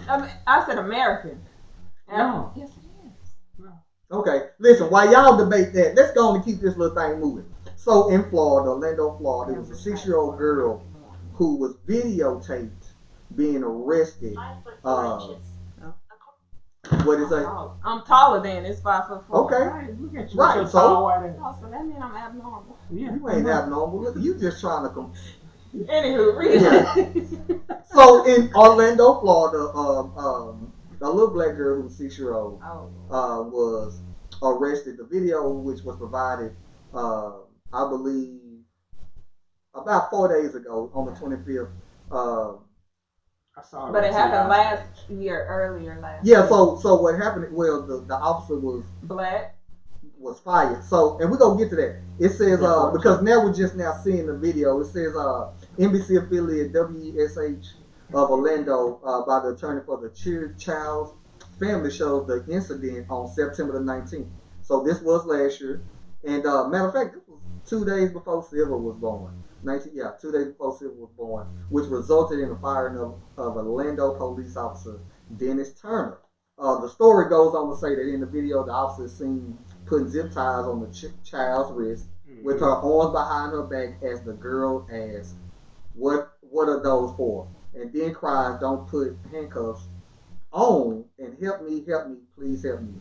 As she walks out, she wails, "Please let me go, and I don't want to go in the police car." The story goes on to say that the girl was charged with battery, but the charges were not pursued according to media outlet. The video shows that after the child was put in the back of the police car, Turner went back inside the school where at least one employee is seen wiping away tears. Are the restraints, are they necessary? Another visible upset school employee asks. Yes, the officer replies, and if she was bigger, she would have been wearing regular handcuffs. So, man, listen, I wanted to jump into that because sometime maybe 2 years ago, I had to take my son to the emergency room. My son has what they call a G button. For you guys who've been following me and watching over the past 3 years, I have a special needs son who doesn't feed through his mouth. He can't eat. So he has a G button. In any case, it needed to be replaced because it got damaged. So, man, it has to be probably about 3 o'clock in the morning. We finally get in the room. And the room they put her in had opened, where you can see everybody that's coming in. Seen a little girl who could have been possibly, at the time, probably my daughter age. So we're going to say maybe 10 or 11. A little bit older than this 6-year-old. Still had her uniform on. And was led by, I believe, 2 or 3 white police officers. Dallas police officers in handcuffs out. Don't know the situation. And mind you, you know how it is if you go to the emergency room. You go sit there for a minute, Right. You go just sit there. I mean, literally. And it pissed me off because I had never seen that in person, where a child is being arrested. And mind you, we talking about at a hospital. So I'm like, what the fuck is going on? Because mind you, it wasn't no commotion and shit. I'm like, well, did something happen in school? Was it something that major to where they were arresting her at the hospital? Right. And so when I seen this story the other day when it came out, I was like, you know what, we have to talk about it because I'm like, what I want to know from you guys is, have we seen it? Not that have we seen it, but what type of effect does these situations have? I'm not sure if you've seen maybe a year ago, I think a little black boy was arrested. We see time and time again different situations where the little girl in Arizona about the milk. Little boys were pulled over. I forgot what state they were in. They were questioned as if they were like suspects of a damn. And then the lady come out. Like the lady was like, "Hey, they've been here." And so in seeing this, I wanted to discuss this because I want to get you guys' take on how this affects our young girls, our young men. And like I said, I don't know what happened with the situation in the hospital, but I was saying to myself the same thing that these employees were saying. Like, this little girl, was it really fucking necessary that they had to have her handcuffed and be led out about 3 or 4 They in the would have morning? been handcuffing me next because I would have beat every asshole standing there that has something to do with my child being arrested, because that's bullshit. I don't understand what a 6-year-old can do to the fact that you can't contain them. And I get kids are bad, but 6-year-olds are still moldable. I think she kicked the teacher or something according to the story. But even with that, like, she's 6. You telling me you can't have her? Yeah, exactly. And that's the whole point, is that you call the police instead of her parents. Like, somebody enrolled that baby in school. So whoever the guardian is, you had Now, phone numbers. Do we know? That should have do been we your know- last resort. Do we know unless- that wasn't the last resort? I highly doubt it. I highly doubt it too, but I'm just saying, do we know that? Well, I know this. I know. I think I Because read normally something you else. can send them to another teacher that can probably get them Right. to calm down. I've seen it happen. Well, you gotta They said remember- that the child had like Had a sleep disorder. yeah, Oh. that caused her to have Right. violent Now, outbursts. somebody who has a child who, like So I, that's considered somewhat a special need. right, like my son, like we have to give my son medication to go to sleep, Mhm. or his ass will stay Stay up. up. I mean, he will stay up. I did not believe it until I seen that shit firsthand when I Mhm. got custody of my son. He will stay up. He don't have a I had sense sleep of. insomnia myself. He don't have a sense of time. Yeah. You know what I'm saying? Like, oh, it's nighttime, nigga getting restless, let me go lay down. He will stay up until he like, fuck it, because your body will make you Go to sleep. go to sleep after a while. But Yeah. being up and alert, Mm-hmm. listen, tonight I'm gonna give his ass 2 people to put his ass to sleep. So I can understand when they say, well, hey, she has a sleep disorder. Because again, if you're not getting enough rest, we do know studies show that students who don't do well in school is because Sleep maybe deprivation. they not eating well, the family dynamic, and one of them has to do with a lot of rest. I would say That's still beside the point. Kindergarten, what is she? Kindergarten, first She grade? probably like maybe first grade. First We talking grade? about first grade. Yeah, what are they doing? Letters, shapes? You ain't doing much. You in ain't first doing grade. much Nap to time. where Yeah. you couldn't let this baby take a time out to herself. I don't know. It's just, he needed his ass beat. he is in the cop The cop. or whoever called or the Who- teacher or Whoever called. The teacher did what the teacher was supposed to do, which was forwarded to the office. Forwarded Look, to the office. this kid kicked me, Yes. and if y'all don't come get this kid, Exactly. I don't think a behavior of a 6-year-old warrants the police coming. Exactly. That's first of all. I really don't. all right. So I heard Unless this 6-year-old was 6 feet tall and looked like which this 6-year-old wasn't. Exactly. So again, I'm not a teacher. I've never worked in a school. I mean, obviously I got kids in school. I've been to schools, but I'm curious to know what you do. You got the 6-year-old. You done called the office. The office, I'm gonna assume, called the parents. Parents not answering the phone. Call again. Kids still acting out. Parents not answering the phone. Call again.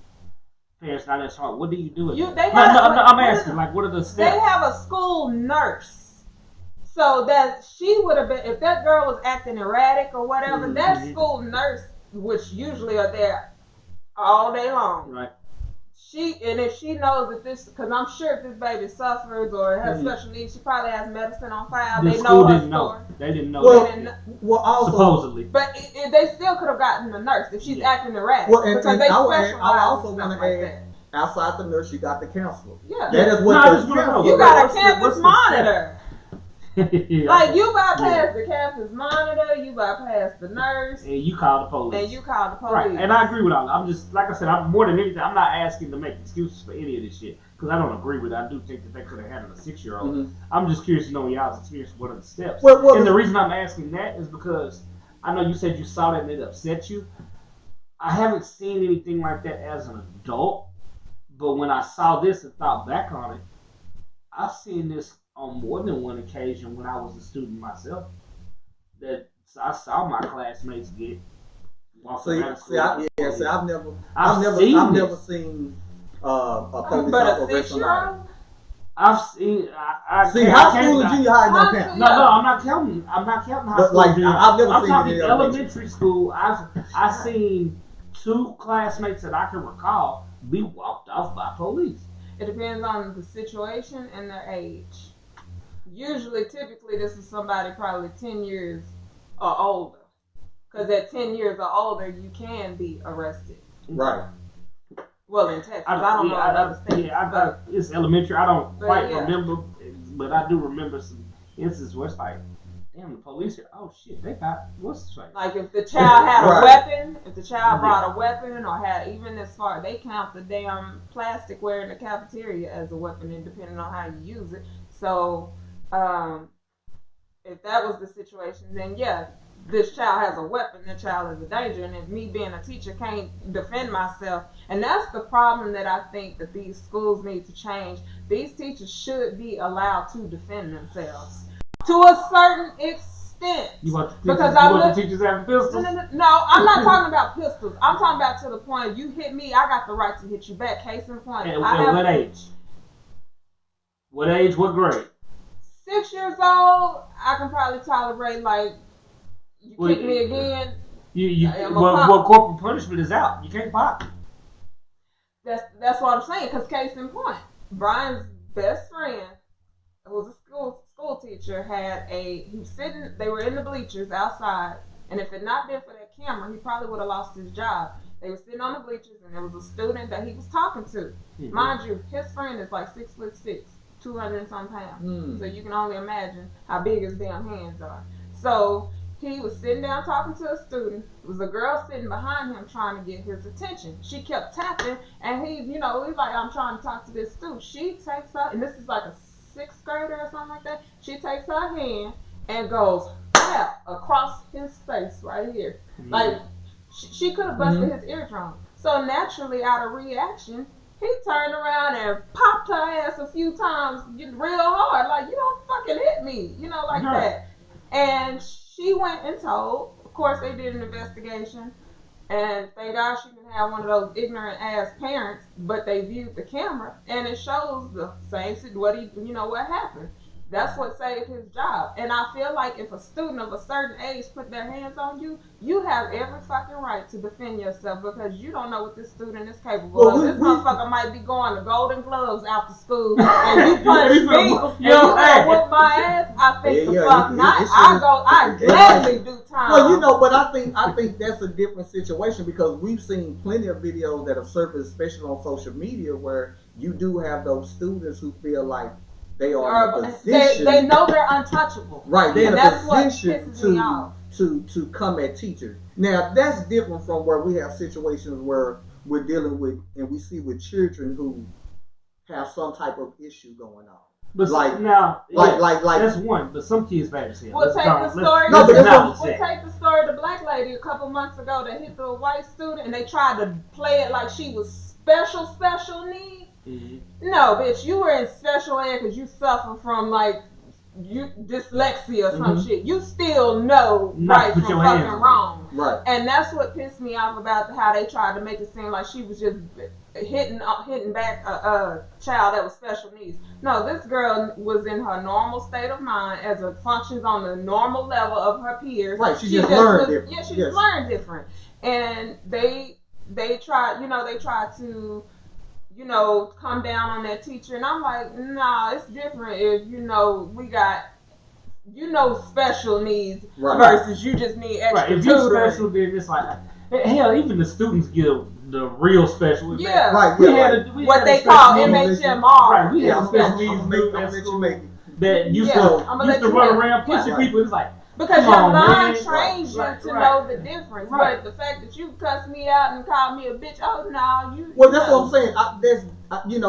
In that case, I do agree with having a situation where, damn, this is my daughter. Okay, come on. You right. Hello. Hold on. Hold on, sweetie. Hey, what's going on? Hey, what's up? Hey.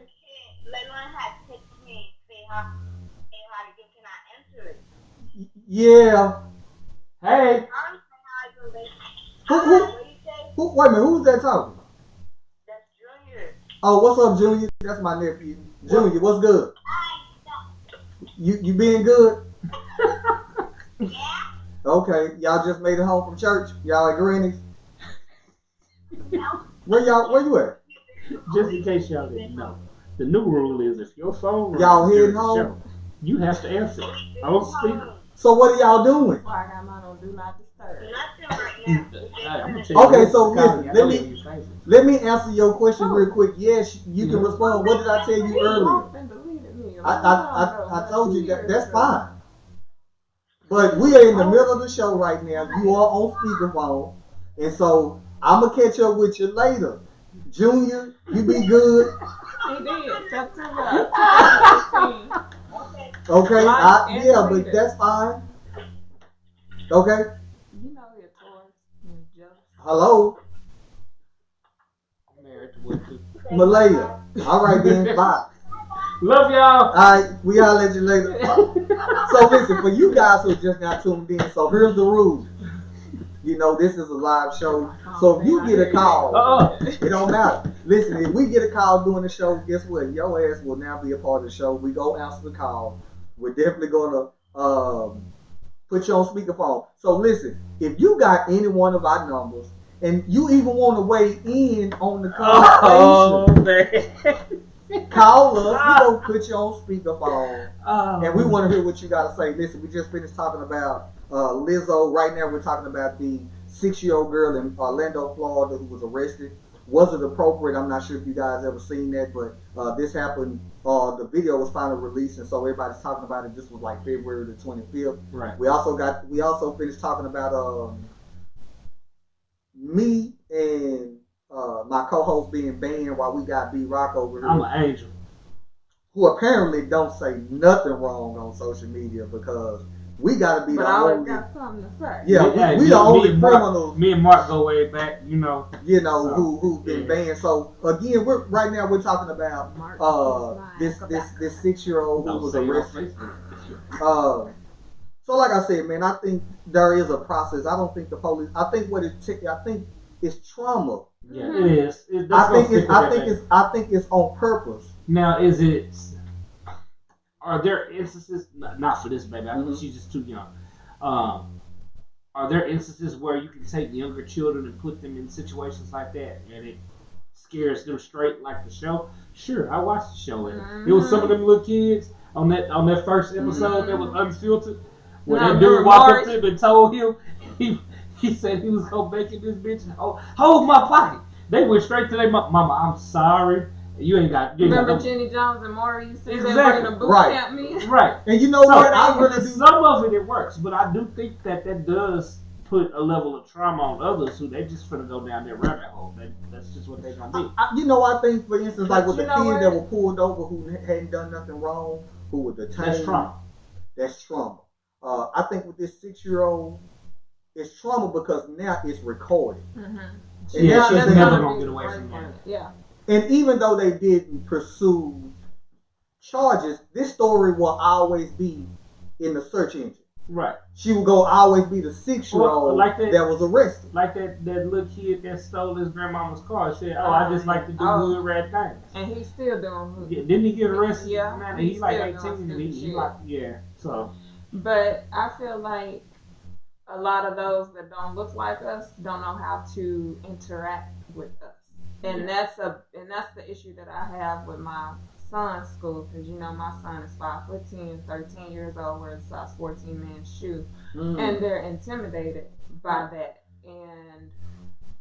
And I'm like, but then when they come to me, it's always, well, he's so respectable to me. So I mean, well, what's the issue? You have to. I feel like some of them nitpick. Police? No, teachers. Oh. And when that student knows that, you know, oh shit, I gotta go to Miss So-and-so class, she gonna be fucking with me. You know, they already have that notion that I'm gonna be, you know, their guard up to where, like, they don't even give a fuck if they act out in this class because they know this teacher is going to, you know, aggravate them or find something to get onto them. I think we do have a segment of teachers who don't have that compassion or don't have really the tolerance for students. Well, because I noticed when you go to the black teachers, you know, they talk to him, you know, he can relate because he know, well, I'll get on your ass. So Mr. So-and-so who's black that looks like you, he has your best. He knows what he knows what goes on. And he knows that some of them don't really care for you. I like the word choice you used. You said interact as opposed to handle us. Yeah. Because quite often the word handle is used. Oh, I can't handle your child.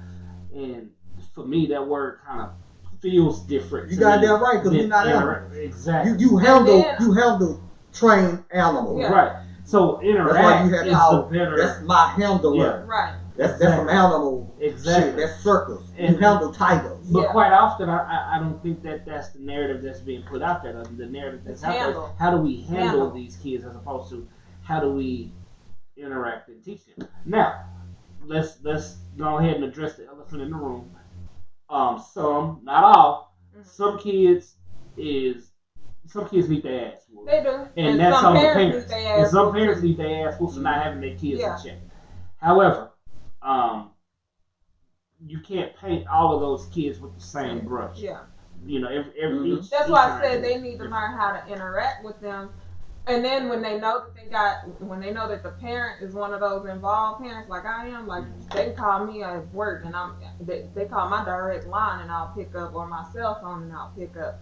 But Yeah, y'all and call I her feel right like they'll find See? every little thing to, well, he didn't have his pencil or he didn't have this. And see, and he goes to a charter school, so they have this point system that adds up. So you can give my child detention for not having his pencil and all this, and then he got 5 minutes to get to class, but what if he got to go to the restroom? Right. Well, And now he's late because he forgot his pencil, and now this, that, and now he got detention behind it. So now you've pissed him off, because that would piss me off, because I remember in 7th grade, it was a teacher that gave me detention for not having any colored pencils. And my principal, thank God, Miss Redvine, she was black. She was like, I'm not giving you detention for that. With a name Because like it was- Redvine. It was stupid. Yeah. You giving a kid detention for not having map colors, and it's April, bitch. We get out in 4 weeks. I'm not buying no map color. But here's what I think. Sorry. I think what happened is too, our schools become what we see in the news in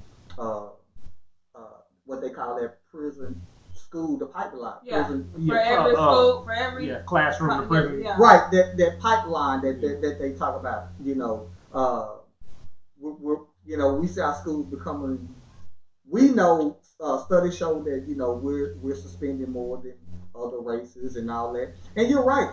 But when have we not had bad black children? We've been in school and we've seen that dude was like, that nigga, that's the bad. We've always had that, but what we're starting to see more of is where now young girls, young boys are now being criminalized.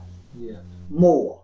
I tell my daughter, I tell her all the But time. they are making school militant too, and that is another thing. Like my friend said that they didn't even have recess, but you expect these kids to sit for, and then they have block schedules where they're sitting for an hour and 30 minutes. Yeah. I'm a grown woman, and I get up at work after an hour or 55 minutes to go do something. Whether it's, go outside, legs, talk on the phone, whatever. just something, and you expect this child to, and then to just sit, can't talk, can't do this. Even at lunch, the first 10 minutes of lunch, they can't talk. Huh? Yeah. Oh, they want them to just hurry up and eat their food? Basically. And then, the first 10 minutes, they can't talk. They don't have recess. So you got all this energy that they need to burn. Right. We had we had like a 20-minute recess in the morning and like a 30-minute after lunch to burn all that energy off. These kids do not get that, and then it's just difficult for them. And I just feel like that's where a lot of the Is it anger. difficult for them when we crucifying our kids? No, And Because hold you on, hear me out. because you expect Hold on. attention span of a I child. got you, except for one little thing. And if you look at the academic standings of U.S. versus in certain countries, we're doing quite poorly. And is that because we are constantly giving, they need this and they need that, making all of these subsidies to accommodate the kids, or should we just let Darwinism take effect and say, hey, for those of y'all who can keep up, you're moving on. Well, I think Darwinism has already took effect, but because I think that's where. Everybody isn't different. Everybody But I isn't think- the same. Mind frame. I don't learn. You might see the sky is blue, but I might say it look gray today. Right, Well, but I- that's what I'm saying. Are we pussifying our kids, and then I'm not asking that I being think- facetious. I'm asking listen, legitimately. I don't think. Right. I think that. I think it's worse than how we had it. We had our classes was 55 minutes, Well, see, we had block schedule back in high school. Well, I'm talking about elementary. I had block in junior. I didn't have block till high school. Yeah, I had junior high school. Yeah, high school for me was block. But what I believe is that I think we have more resources, because when 2008 hit, we had that first low recession and everything. If you look at the numbers, specifically the Texas, we're still not at the funding level of schools as we were now. Prior to that. Right. I wouldn't say I think we lack because we're not pouring into our school system anymore. We're not pouring into it in our students. And then you have a situation where you have the rezoning and all this, and the rich getting more of the money than your poor schools. And that starts to take effect. Now, because now we're dealing with a whole bunch of issues that why our children are turning out the way they turn out. I believe when they implemented this teaching for the test shit. Listen, I hate standardized. I've sat in my daughter's school when she was in elementary. I've sat in her class.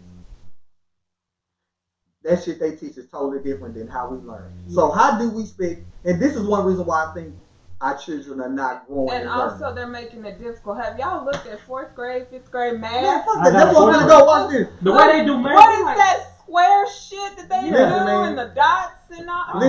Why you can't I sat in my daughter's school and I'm watching them do math. And I'm sitting up there you feel like you ain't never done math before, right? I say, well, because my problem was, Google, is this right? And I put this on social media. How do you expect us to reinforce what you have taught our children during the day when you're not teaching it to us? Exactly. We're going to be at a disadvantage because I'm trying to teach my child how to arrive to this answer the way I got it. But then when I see y'all melt it. But see, I go to... Our math is here. They math is like... Do this. Connect the dot here. Draw a circle here. Because we want them. But what I was telling teachers is, look, if you want us to reinforce what you taught them, show me what the hell y'all do. Send my ass a cheat sheet. Email me a cheat sheet. They don't have math books. They use those little work sheets that they tear out to come with one example. I use this guy on YouTube called Mathmantics, and he helps a lot because I'm looking at this shit like. And so I think that plays a part in behavior because we know how children act. When they can't get it, they resort to doing. They zone out. They act pay attention. I use photo math. But I like Mathmantics. Photo math is an actual teacher. He teaches. He's really, different subjects. Yeah. But I think all that plays a part in why we see behavioral issues in our children. Like I said, it took me just sitting and watching a day of class to see that it's totally different. You want us, especially like math, where we really fail in math and reading science. But again, where is that communication? Because I don't think it's the parent's responsibility to keep reaching out to the teacher. You the teacher. If you want me to teach my child something and you got my number, hey Mr. Hayes, this is what we doing.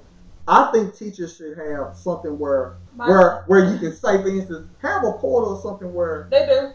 Well, I can say. Charter school, my daughter go to school out 75, which would be, it ain't a charter school. It's like one of them fucking special schools, not special needs schools, but some shit like that where they just totally different. But my thing is if you know, if my child is struggling with something, what the hell? What make you think we go get the shit and we've been out of school over 20-some years? Right. How can y'all doing some new math? And y'all doing literally new math. New math and new everything. I got you on English, history, and hell yeah, we good on that. And I think I'm in a group on social media who are against the testing of the standardized test. That's because again, that shit. What is my child really?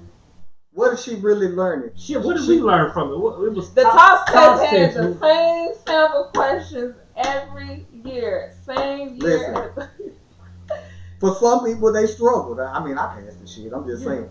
But some people, they didn't. But again, it was simple. Listen, you need to get your credits. You need to meet this certain. This is where you There's a at. This is what you loophole. need to do. This is that. But now I don't think our state, because I can't talk for the country. I don't think the state of Texas care about education the way they say they do.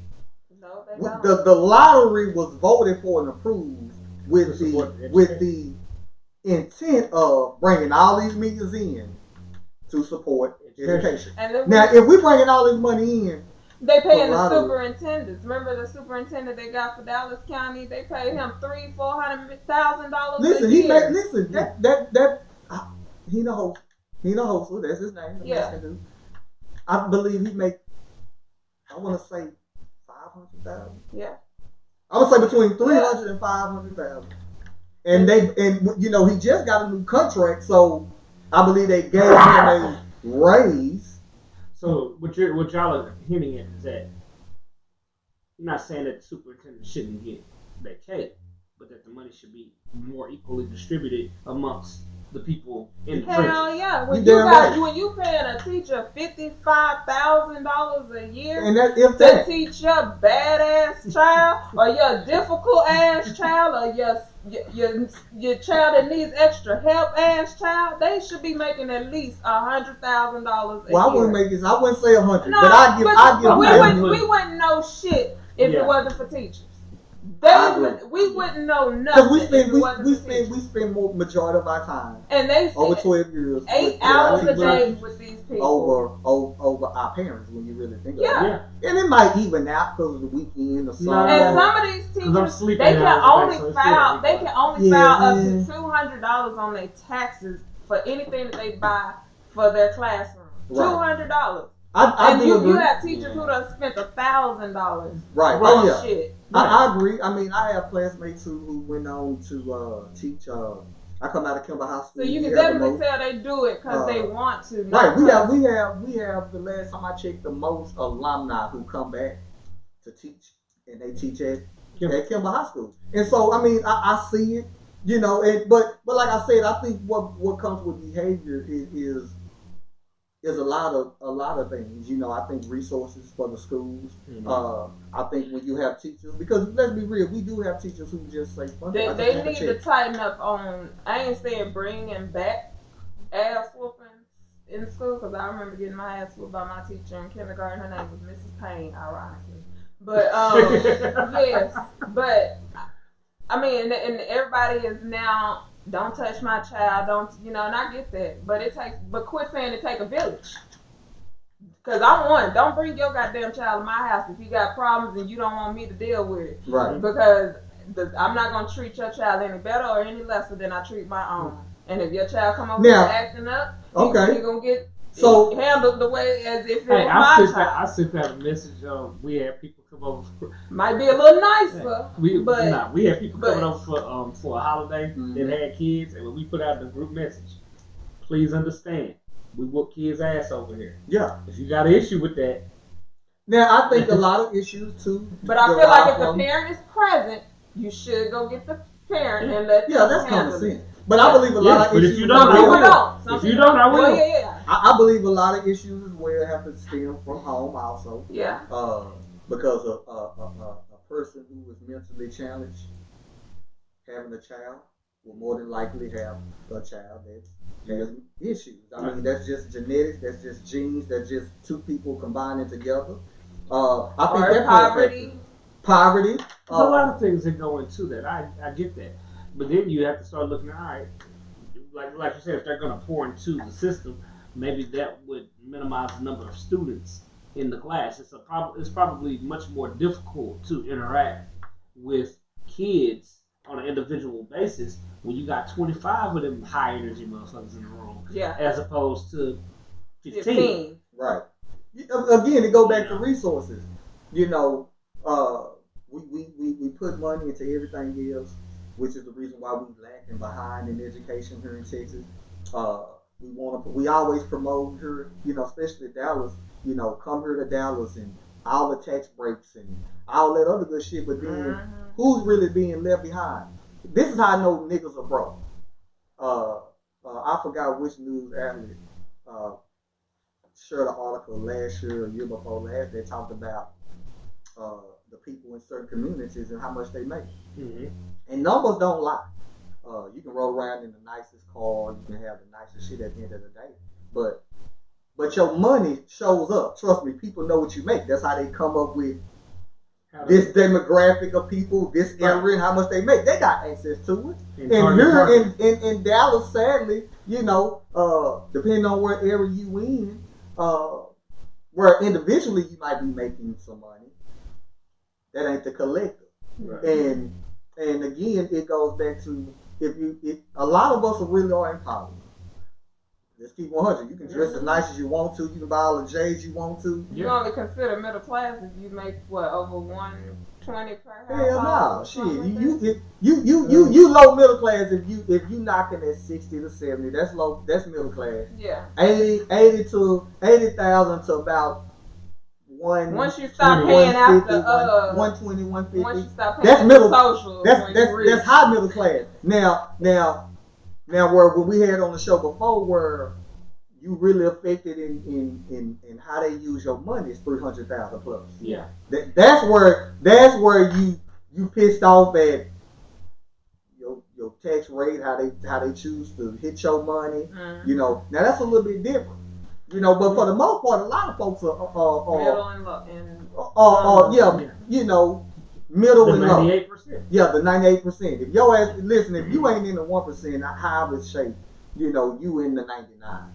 I tell us all the time, man, we too busy arguing with each other about who got what. We too busy comparing ourselves to each other. And at the end of the day, I'm like, you can't even buy a ticket to get in the room of the 1%. I can't beef with somebody who ain't in the 1%. You like me. Now your like me might look different.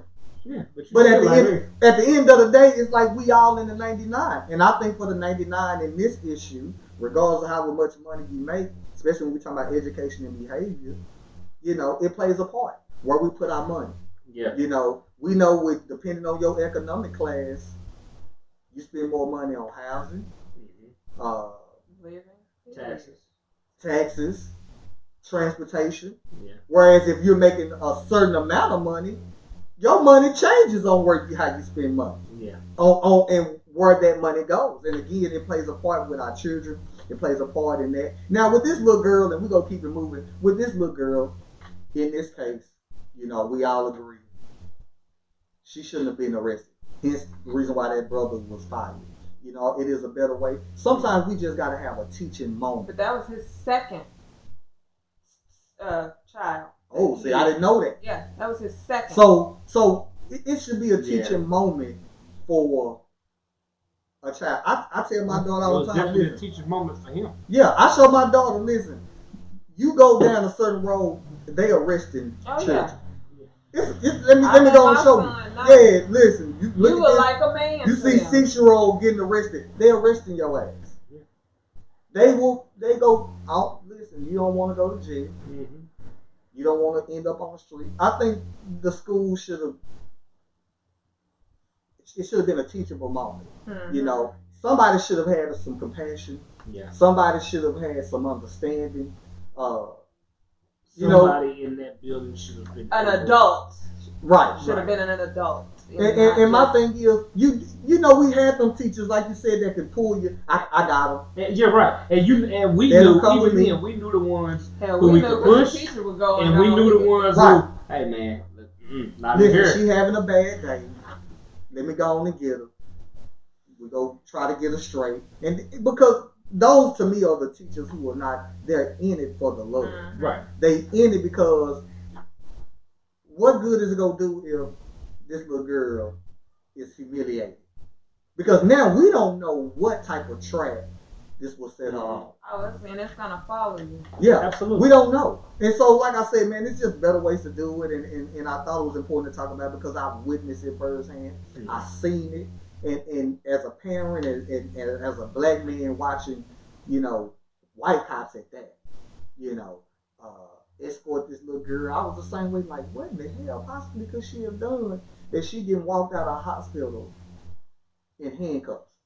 She didn't even get the little straps and shit. She got handcuffs. How did they go play with her psychologically? And so, you know, it's gonna make her either hate police officers Yeah. or both fear and hate. Right. And So, she could be in danger, like the movie Crash. Remember when at the end when her car caught on fire and it was Matt Dillon, the same cop that molested her in front of her husband. She was like, hell no, I'd rather die. Right, that's what I'm saying. It's a a psychological impact that it leaves with our children. But look, we're going to go on and keep it moving, man. We're going to jump into this other article real quick. We're going to be real brief about it because we got to jump into the young lady who's telling men, watch out for jobless women who have high taste. So we're going to talk real brief on this. So I got one question I'm going to ask you guys because we were going to talk about it last Sunday. So we're going to jump into it. Why is it so hard for men to say I love you? And it derives from an article. And in a nutshell, it basically talk about how I love you to other men. Yeah, okay. Like why other men don't, why is it so hard for men to do it? Referring specifically to black men? This article was an article that was from the Huffington Post. Telling male friends I love you is a muscle guys need to flex every day. I have my opinion. It doesn't in reading the article it doesn't really speak specifically to color rather than just men in general and their ability or inability to express affection to one another without it being looked at 2 words. As soft. 2 words. Ego and homophobia. Or they never really got shown but it still told goes I love you from their father. But why? It might go back to, it still probably goes back to ego and homophobia. So watch this. I'm gonna be picking it apart as y'all talk. So listen to this. It says in the article, physically society gives men an incomplete vocabulary. It often means keeping each other literally at arm's length. Men barely hug enough, long enough. When we do greet each other, it's with empty rituals like smashing clenched fists together, exchanging quick nods, or even a bro hug, lacking intimacy. Men have been coded to believe that vulnerability means weakness, and we should only expose a hole in our emotions for romantic connections or sexual gain. Like a choke chain, that programming pulls us back when we find ourselves entering moments of vulnerability between men. This inability to express ourselves to other men can leave some men feeling emotionally stranded or even amongst friends. So, I think I express, like my mentor would say, hey, bro, I love you before we get off the phone or something. Mm-hmm. And I'll say it back. It ain't nothing, but it's a difference. I love you. Well, I mean, so see now you're trying to make a differential because we know it's not a sexual love. I know. That's what I'm saying. That's why some men will say it back because if I love you, man, talk to you later. Love you, bye. All right. But this is you're feeding into what the article is saying. Why is it that we have to have that? Why is it that we got to have the other part of the conversation when like you and your homegirls probably be like, prime example. All right, bitch, I catch up with you later. You won't look at her, and a man won't question, oh, they disrespecting each other because she called another woman a bitch. That's and your friend. I wouldn't think a man was gay just because he told another man he loved. Right, but you said what you said, and then you added, but yeah, it ain't. I mean, never question. Because when Brian talks to his brothers or whatever, like I try to use the Wayans as an example. They kiss each other on the cheek when they, in public when they see each other. They're not shameful, right? And whether it's been, and I've seen where they've actually kissed the other brother on the lips. I didn't look at it as just your brother. I don't think nothing sexual. You have to be sick in the mind to think. Unless you actually but I think when I've seen them do it, it's like joking, like they playing with each other. Oh no, I've seen it for real, where they got a lot of videos. They love each other, right? Yeah. So that goes back again. Why, as men, and unable to express that type of love Because love is viewed as with each other. vulnerability. Love is viewed as vulnerability. Vulnerability is viewed as weakness. And the only thing that a lot of men feel comfortable feeling weak in or around is with a woman because the woman is viewed as the fairer But sex. why did men, and I see way more men that was down and talking shit about Lil Wayne and Baby when they kissed and it got snapped. And just because of the snap called it at that very moment, it's all they gave, this, that. But that's the man that I guess he viewed as a father figure. Right. So in his mind, that's like his dad. As you can see, they still have a great relationship, even though he done sued this boy and got his money. He got Young Money and $200 million, however many millions of dollars that he was owed from Baby. And there's no love lost. They still have a relationship because he viewed that as his father. Well, but so father figure. So with that, I never saw a problem with it. I'm gonna go out on a limb and say this real quick, and this may petty me. Whoever is out there that I'm close to, I don't care how close we are, how many times I tell you I love you and you tell me you love me. You sue me for $200 million, we ain't cool no more. Fuck you. Right. He stole it from him. I don't care. Fuck so now watch this. Hold up. I'm just joking. Now the thing is, even with that. But it just shows unconditional love that you they can didn't fuck with sue each other me. like that. Well, no. What they said is that he still go record because I watched him on the Breakfast Club and I watched all that shit when they were playing that. At the end of the day, the business side of it, Wayne still got to go to his recording studio that's connected to the studio. Yeah. But so he ain't gonna go to a studio. I want my money because I go build. No, but what I'm saying is what they said is even during our turmoil, Baby even said it. Even though we have this going on, he's still family because basically like I raised him. However, at the end of the day, business. Secondly, that wasn't business. That's not his son. That's not his son. Like I kissed my son growing up in the mouth. But how long has he known Lil Wayne? He's known Lil Wayne since he was how old? That's my son. You say how long has he known Lil Wayne? He's known Lil Wayne since like 14 or something like that. I think younger than that. Nah, he was 14 because he started rapping at like 13 or 14. Because back then, but as far as knowing him, like 13, 14. Yeah, 13, 14. Because I think his dad got killed. They kind of knew each other in the hood like that, but he didn't really get to know him until his wing. Birdman pun intended. Until he was about 13, right. 14. But even then, I think the history, but the history and you as a son when you got this cat. The history, cash cow. But the history behind it is that they've always been, or Baby has always been suspect. So when I looked at it, I did view it like you say Lil Wayne or Baby. Baby was suspect, and so when I seen it, because that's the rumor. That's what it was in Louisiana. That's what it was. Like he messed with dude too. Put some respect on his name. Yeah. Is you finished? Is you done? Right. Listen, I would sue him too, and he can watch the shit too. And you can still come see me, but I'ma still put that attorney in your life at the same time. I'm not one of those. I don't look at none of these rap dudes as hard. If you was hard, you would still be in the streets. That's just really my take on it. If the money was really good in the streets, you would have stayed in the drug game. Because let's be real, a lot of these rappers are broke. And if you was eating good in the street, you would continue to eat good in the street. Unless you Big Meech. Then, you do both. But Big Meech... That's what I said, then you do both. I'm going to say, because he still lost in the end. Yeah. I mean, he just had to...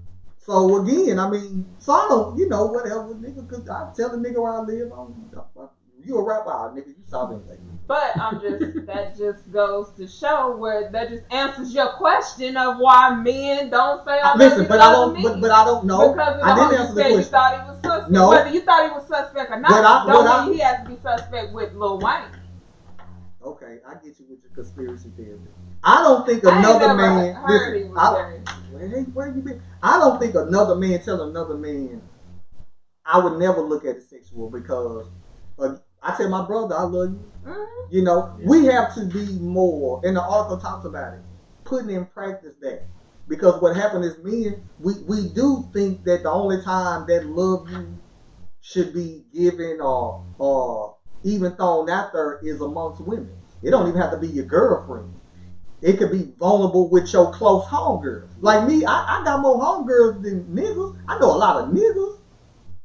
But my core group of people are female. You get what I'm saying? You know, now I got one nigga I ride with, my boy, and we talk about years and years. I know B for a minute. Yeah. And I can talk to him too. Yeah. But I'm just saying, knowing wise, we just have been kind of conditioned that, because let's be real, I was never taught it's okay to show affection and love with men. That's not something that you're taught. No, think about it. I mean, you're not taught my that. dad showed it to me. He did like show a me love. a certain love and affection, you know, for me as his son. But it was not something that was taught like, hey, this is how it's okay. men It's interact. Right. It's okay you know? to be. It's okay to because we're taught, you know, bonding is cool. Yeah. You know, men get together, it's assumed that's bonding time. Hell, but do you right. think about, hey, bro, like when we leave from something we doing, all right, bro, I love you. No, we don't think about that. We don't. You know, that's what the article when was we talking think about it, when something happens. Right. Like, in depth. A serious injury. Something happened because now that emotion coming in, because I can't lose my bro. That's my nigga. I don't know when the next time I might get to tell that nigga I love you, dog. Right. And that's what the article was talking about. But I think it's us being a lot of shaped in just- that way. I think it's because of the whole homosexual. I don't think But I think it do goes so much. homosexuality. I think it goes so much further back though, and you touched on it. Just it's viewed as weakness. Because I'm sitting here thinking about it, like, all right, I mean, yeah, my dad coming up, you know, told me that he loved me plenty of times. Love you, son. His father, my grandfather, I can honestly say, the first time I heard him say, I love y'all, shit, might have been a couple years ago. And I'm 38. So, and some people just don't really actually think to say it all the time because they think they're gonna see you again. But no, I mean, I've literally seen and been a part of conversations where it was like, all right, Pop, we love you. He's like, all right, see y'all later. It ain't in his makeup to say it as, you know, as a man. And so I don't know where that narrative was built or put together or what, but it's something that has definitely transferred from generation to generation. Now, do I think it's kind of opening up a bit? Yes. I don't love y'all. Maybe no. Maybe no. Like I said, and I would be. I don't think it's. I think the homophobic thing is a small piece of why we don't. It is a piece but then of. y'all have man law violations. You know, if you drop your homeboy off, it's a man law to wait on the nigga to go inside. You got to drop him off and drive off. I wouldn't. I didn't hear that part of it. I didn't hear talking about don't say what is it?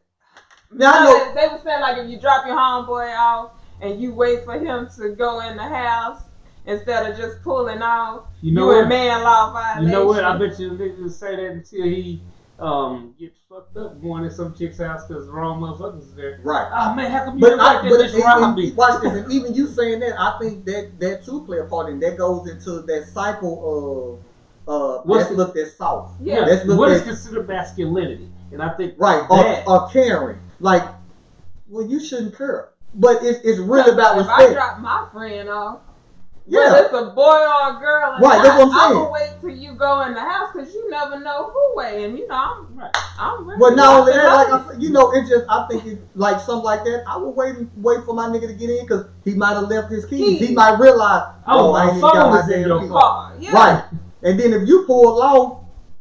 Now your ass always at home, wherever you might stay, you trying to figure out. This nigga left his phone in my car. I gotta take his ass back. Right.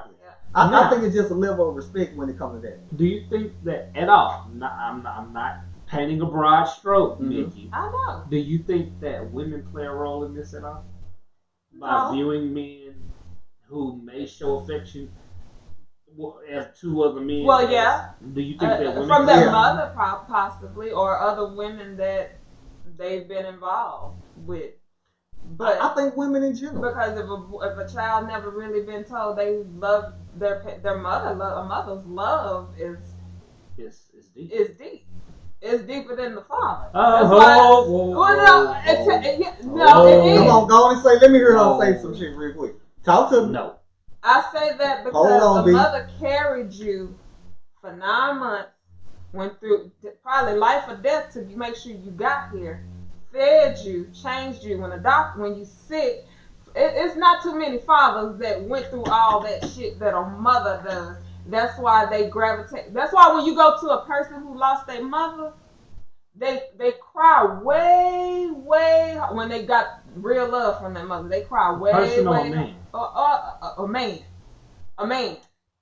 Okay, so they cry. They are really truly broken hearted because their mother is gone. Okay, now is it that they gonna show that affection and they really truly broken hearted, or they grew up in a systematic situation where they were never shown how to show that same emotion to the man that raised them? Oh, that's a good question. That's a good question, but because I can genuinely say, it ain't gonna I would be equally as hurt if I lost it. It would tear me up, and it ain't no levels to this. Well, I've lost a parent, so I'm saying I lost a parent, and still to this day, and you're right, it's equal, but I can't really say it's equal because I don't, and God forbid my mom something happened to her, but I'm sure I would be more hurt than my mom is gone because I was 14 when my dad died.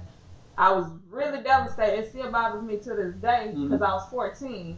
And matter of fact, his anniversary death day is on the 4th.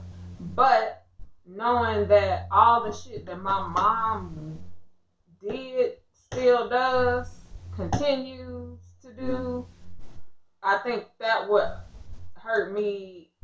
That probably make me even worse as far as pain to lose my mother because I know, when you pick up the phone to call when you're in trouble, who you call? My dad. That's who I've called. Yeah, see, so I know no, you know what? I agree because I have mine. Don't get me wrong. I've called my mother. Cause my mom gonna say, and let me explain my situation. And I'm gonna quit. I call my mothers. For those who don't know me personally, I'm a little tidbit of my life. I have my biological mother, who I love dearly. I also have and I hate using the term, my stepmother. Your bonus mother. My bonus mother, who raised me equally, and I love her dearly. So I got two mothers, and it just works out. But generally speaking, but even the school, when your child acting up, they call him mama first. That's because now I'm trying to your name ain't on the motherfucking information. That's why. True. Come on. But still, even my kids' school has the option to call me. I even put it in there. Please, if I do not answer, call his daddy. They will blow my phone up until they reach me because they normally get me when they're sick. And even if daddy is there or not, I'm just saying that a mother's love. And seeing, as you can tell, mother's love is deeper than the father because you have so many abandoned children. Kids. I got a question. Listen, if you're watching this, that's a great question. I disagree. Who love is deeper? Because you will have women who will agree and say a mother's love is deeper than a father's love. Who gets up in the middle of the night? To me, that don't have nothing to do with nothing to me. Yes, it does. So watch this. Okay, so listen to my stance. I don't think carrying a child has anything to do with. Yes, it is. We have more bonds. No, it don't. Watch this. This is my argument to that. So much weight is put on because I heard shit. My wife say the shit. I done carry silver. Well, first of all, how did you get the baby? We're not negating how. Now, answer the question. Answer the question, because I heard you, so just answer the question. How did you get the baby? From the father. Okay, right? So the father is the beginning. A woman is no more than the vessel of the father's child. It's a carrier. Have you ever seen Alien before? Mm-hmm. It's the same. You are the vessel for his But baby. I'm the nurturer. Hold on. I'm the nurturer. Are you making No, sure this baby eats? hold up. Are you feeding this baby? Wait a minute, hold up. Are you throwing up? Now, since we want to be, Is your organs no, wait a minute. Since you want to be So biological, you gonna say biologics makes you innately? Well, he did. No, I didn't. No, I didn't. Innately He did. make you have. But more. he did. No, I didn't. No, he said, but he's just talking about the start. All I said was, hold on, let me. But I said it's a bigger bond because No, the it baby ain't. it is. Okay, listen, I It agree. is. So hear me out, sweetie. So just hear me out. We heard you. Now let me lay out my case, and then we all, and I want B to give his. So I want to give my case forward. First and foremost, I don't think any of that has anything to do with the love of it. Now again, you can disagree. That's Have you fine. seen a child, a baby, when they're in their mother's arms, and daddy or granny or whoever walk up, whatever they doing, they try to get you. Oh, you don't want to come to daddy? No, they want to stay by their mom. But I've also seen the opposite. And I've seen the opposite too. Okay, But- so- and that's very rare. It's very Nah, rare. man, It's listen, very rare. It's very Listen, I rare. get. Watch this. I get your argument. So just hear me out. Check this out. I don't think none of that have anything to do with anything because again, I think that it's just more comfortable to lay on titties than it is a chest. with that. Now watch this. Hey, Cause here's the deal. comfortability is key. Because if I just took your stance, that would mean what you're saying. Every woman that has had a child, that means that she's a mother. No, I did Or not say a no. nurturer. Hold on. Loves I that said, child more than Right. and I'm not saying Mhm. that Talk they to me. love their parent more, because we were talking about that. I said, I think a child would be more devastated. I think from my No, we first, were talking about. You said. well, I think I said a mother mother's love plays a part is because stronger than a a father. father's love. I do. Okay, and that's I cool. really do. All I'm saying is I just disagree because what we negate is we always hear, well, she carried And I'm the not baby talking by about mothers that are trifling. Them ain't No, nothing we just but- talking They're about still in general. mothers. No, that's the difference. Because a dog can have a baby. That don't make them they don't make them a damn parent. But that don't make if they trifling. That don't make them a So, But mother. then that means that And a I'm mother's not love talking- is not innately I'm not talking. stronger I said than that of a a father. but I'm not talking about those mothers. Because hell, if that's the case, we talk about both trifling mothers and trifling fathers. Them motherfuckers don't count. I'm talking about present parents. So you're saying present and equal parents, the mother still has a level up on the I present really and do. equal I father. see it on Facebook to those who have lost their mother. My Facebook friends who have lost their mother versus those who have lost their father, they put pictures up throughout the whole fucking year. Anything. I think that's societal conditioning, though. Right. The reason I say that is, again, we go back to, since we've been talking about comedians all day, that joke that Chris Rock said, where it's like, man, everything's about mama. Mama, I love you. Dear mama, mama this, mama that. What daddy get? Papa was Rolling Stone. Right. Well, And watch this. We see that play. It's conditioning because we see it played out between Mother's Day and Father's Day. Hell yeah. And so whereas I understand your point, what I'm saying is what happens is it's this notion that just because I carried them, I've nurtured them. Well, first and foremost, it had to begin with the man. I Yeah, said if you the being bonding available- is deeper. But because I don't agree because I don't Well, think it's because a just part because of you me. carry it. Exactly. Because no, but And if y'all could carry these motherfuckers, we gladly hope y'all could, and then y'all would be able to feel the bond. It would be different. Y'all would have a bigger bond. I think that's a mother's thing. Let me put it that way. But I think it's a mother's thing. But you saying that it's not a bigger bond. It is. I'm saying No, that I'm just saying. I just think it's not. I think that's a mother's I'm just thing. saying it's not automatic. I'm Right. not saying that. I'm not gonna sit here and say that some mothers bond with their kids is deeper than fathers. But I'm damn sure not gonna say if you got two present parents that it can't go either way. Right. Because again, watch this. You have some daughters who have better relationships with their father than mother, and she carried her. You have some dudes who have better relationships with their father than their mother with the But same you can have same equal situation. parents, but kids see how the parents treat each other. That can play a part. If you making my mama cry all the fucking time, no matter how good of a parent you are you to being me, my negative daddy now. was a good parent to me, but he was a shitty man to my mama. And that's but see, I think you bring in different But dynamics. But that's not equal, but then you're not talking about equal people. Yeah, you're no, not. I'm saying that as far as like they see their mom cry, they don't want to see it. And I think it would be different if they saw daddy crying all the time. Okay, but now we go back to that whole societal conditioning thing, because how often does anybody see daddy cry? Never. Because how has he been? I saw my daddy cry one fucking time, and it pissed me off. He's cried when he whooped my little brother, and I was like, you ain't never cried whooping my ass. You don't know that, and that's the point. No. You he just was ain't never crying seen him. as he was whooping him. But again, because that goes back to what B is saying. It's kind of hard to know Because it was somebody. his first ass whooping. Well, hey, you may not remember him crying when he whooped your ass the first time. But see, like I said, and it's kind of hard to notice if somebody's crying when you on the business end of an ass whooping. It's kind of hard to know somebody. But crying. I think what you're saying play into to this whole conversation we're having on why men have it. Now watch this. If that's the case, then I could make the argument of the case, well, why are our mothers not teaching our children to be loving toward other men the same way with women? Because if I'm going to ride with you, you sure right. Children are more, no. For the sake of argument, no, we going to ride with what you're saying. For the sake of argument. I ain't riding with that shit. Right, okay, that's fine. But I'm going to say for the sake of argument, right? You're right. But then, if that's the case, then I need to hold mothers accountable for this conversation. And you can. It's rightfully so. That how the because then that's saying my mama taught me to be hard and taught me this is how a man is supposed to act. You can't show your vulnerability. You're not supposed to show that you're weak.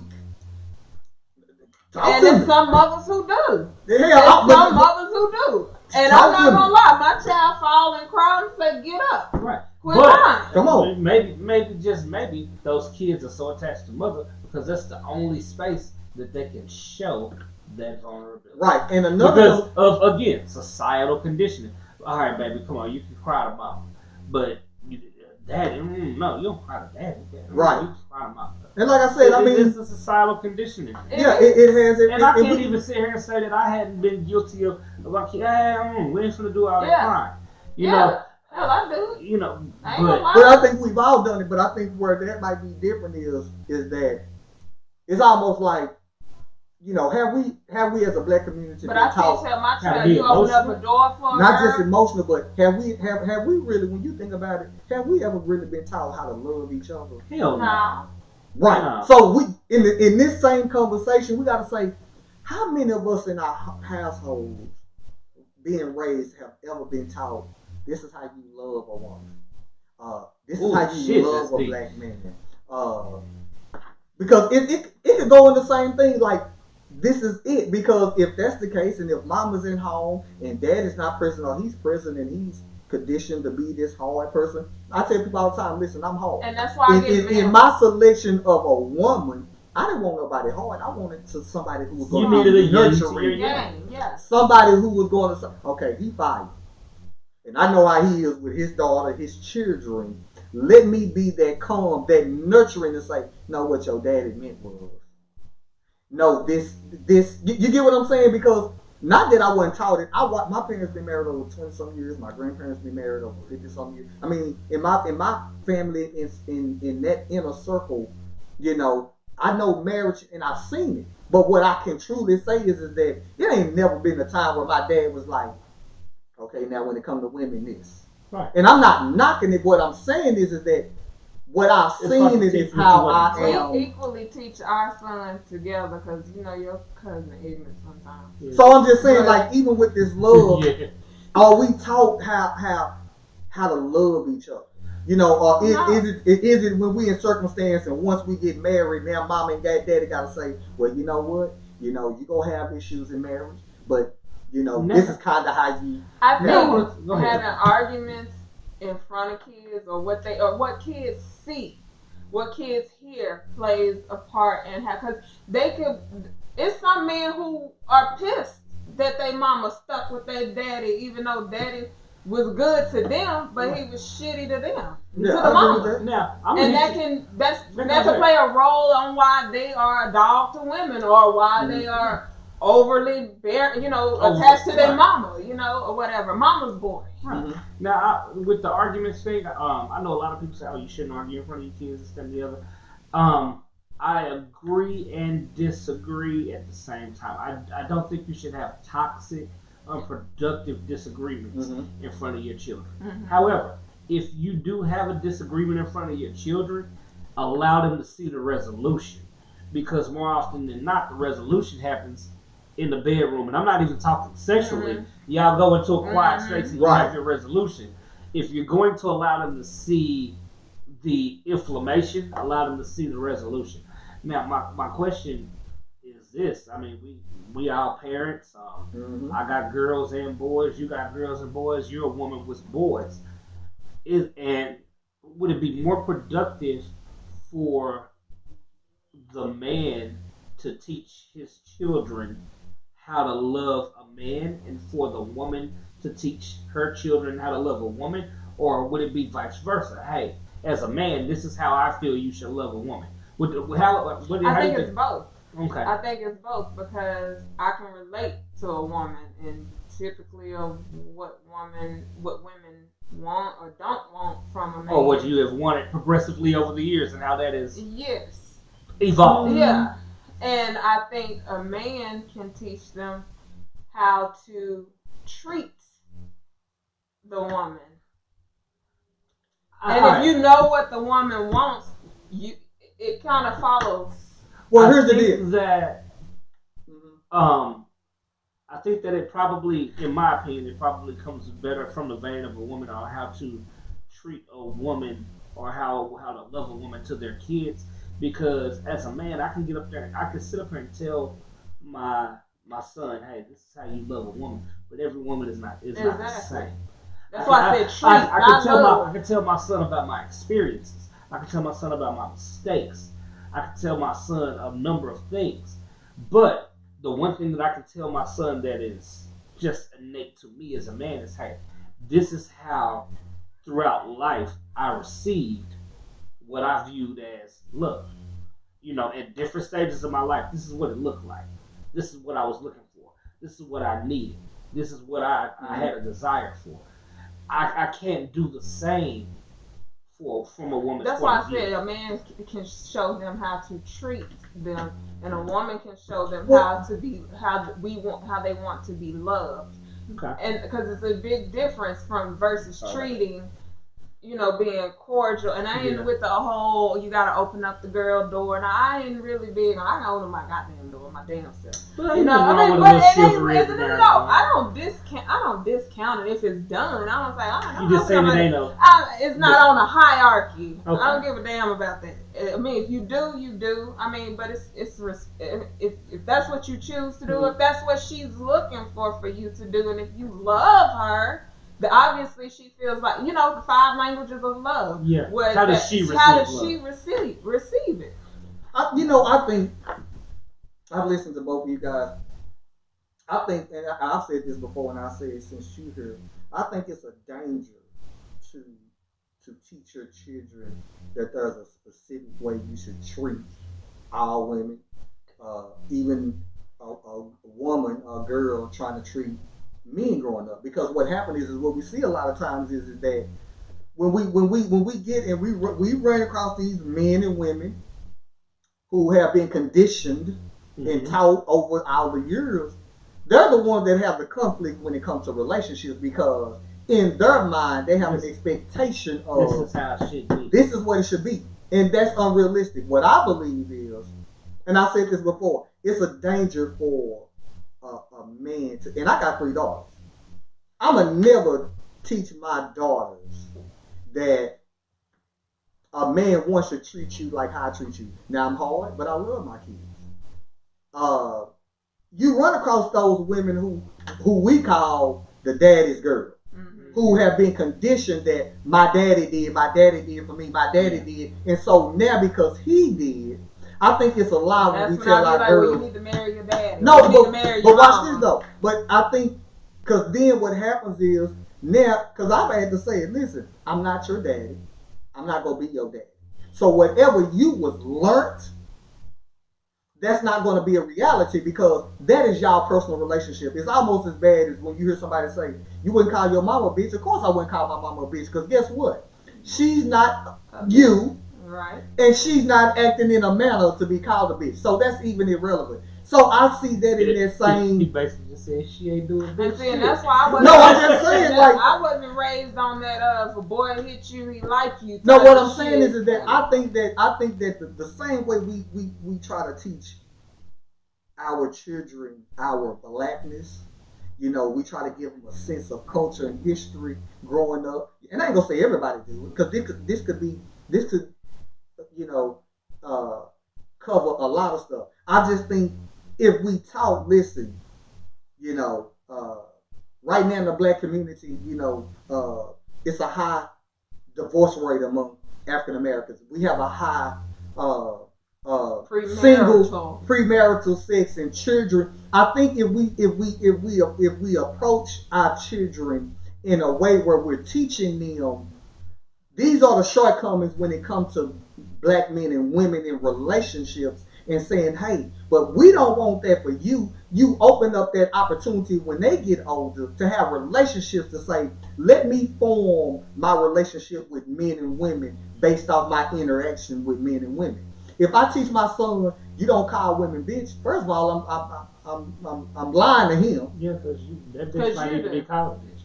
And I'm not saying it's okay, but what I'm saying is that I'm giving my children a false reality based off our household. And that's only. why I don't tell my child, don't be cussing. I cuss. I always say, I better not hear. Right. Because I was a kid. And what deeper like than that? What deeper than that?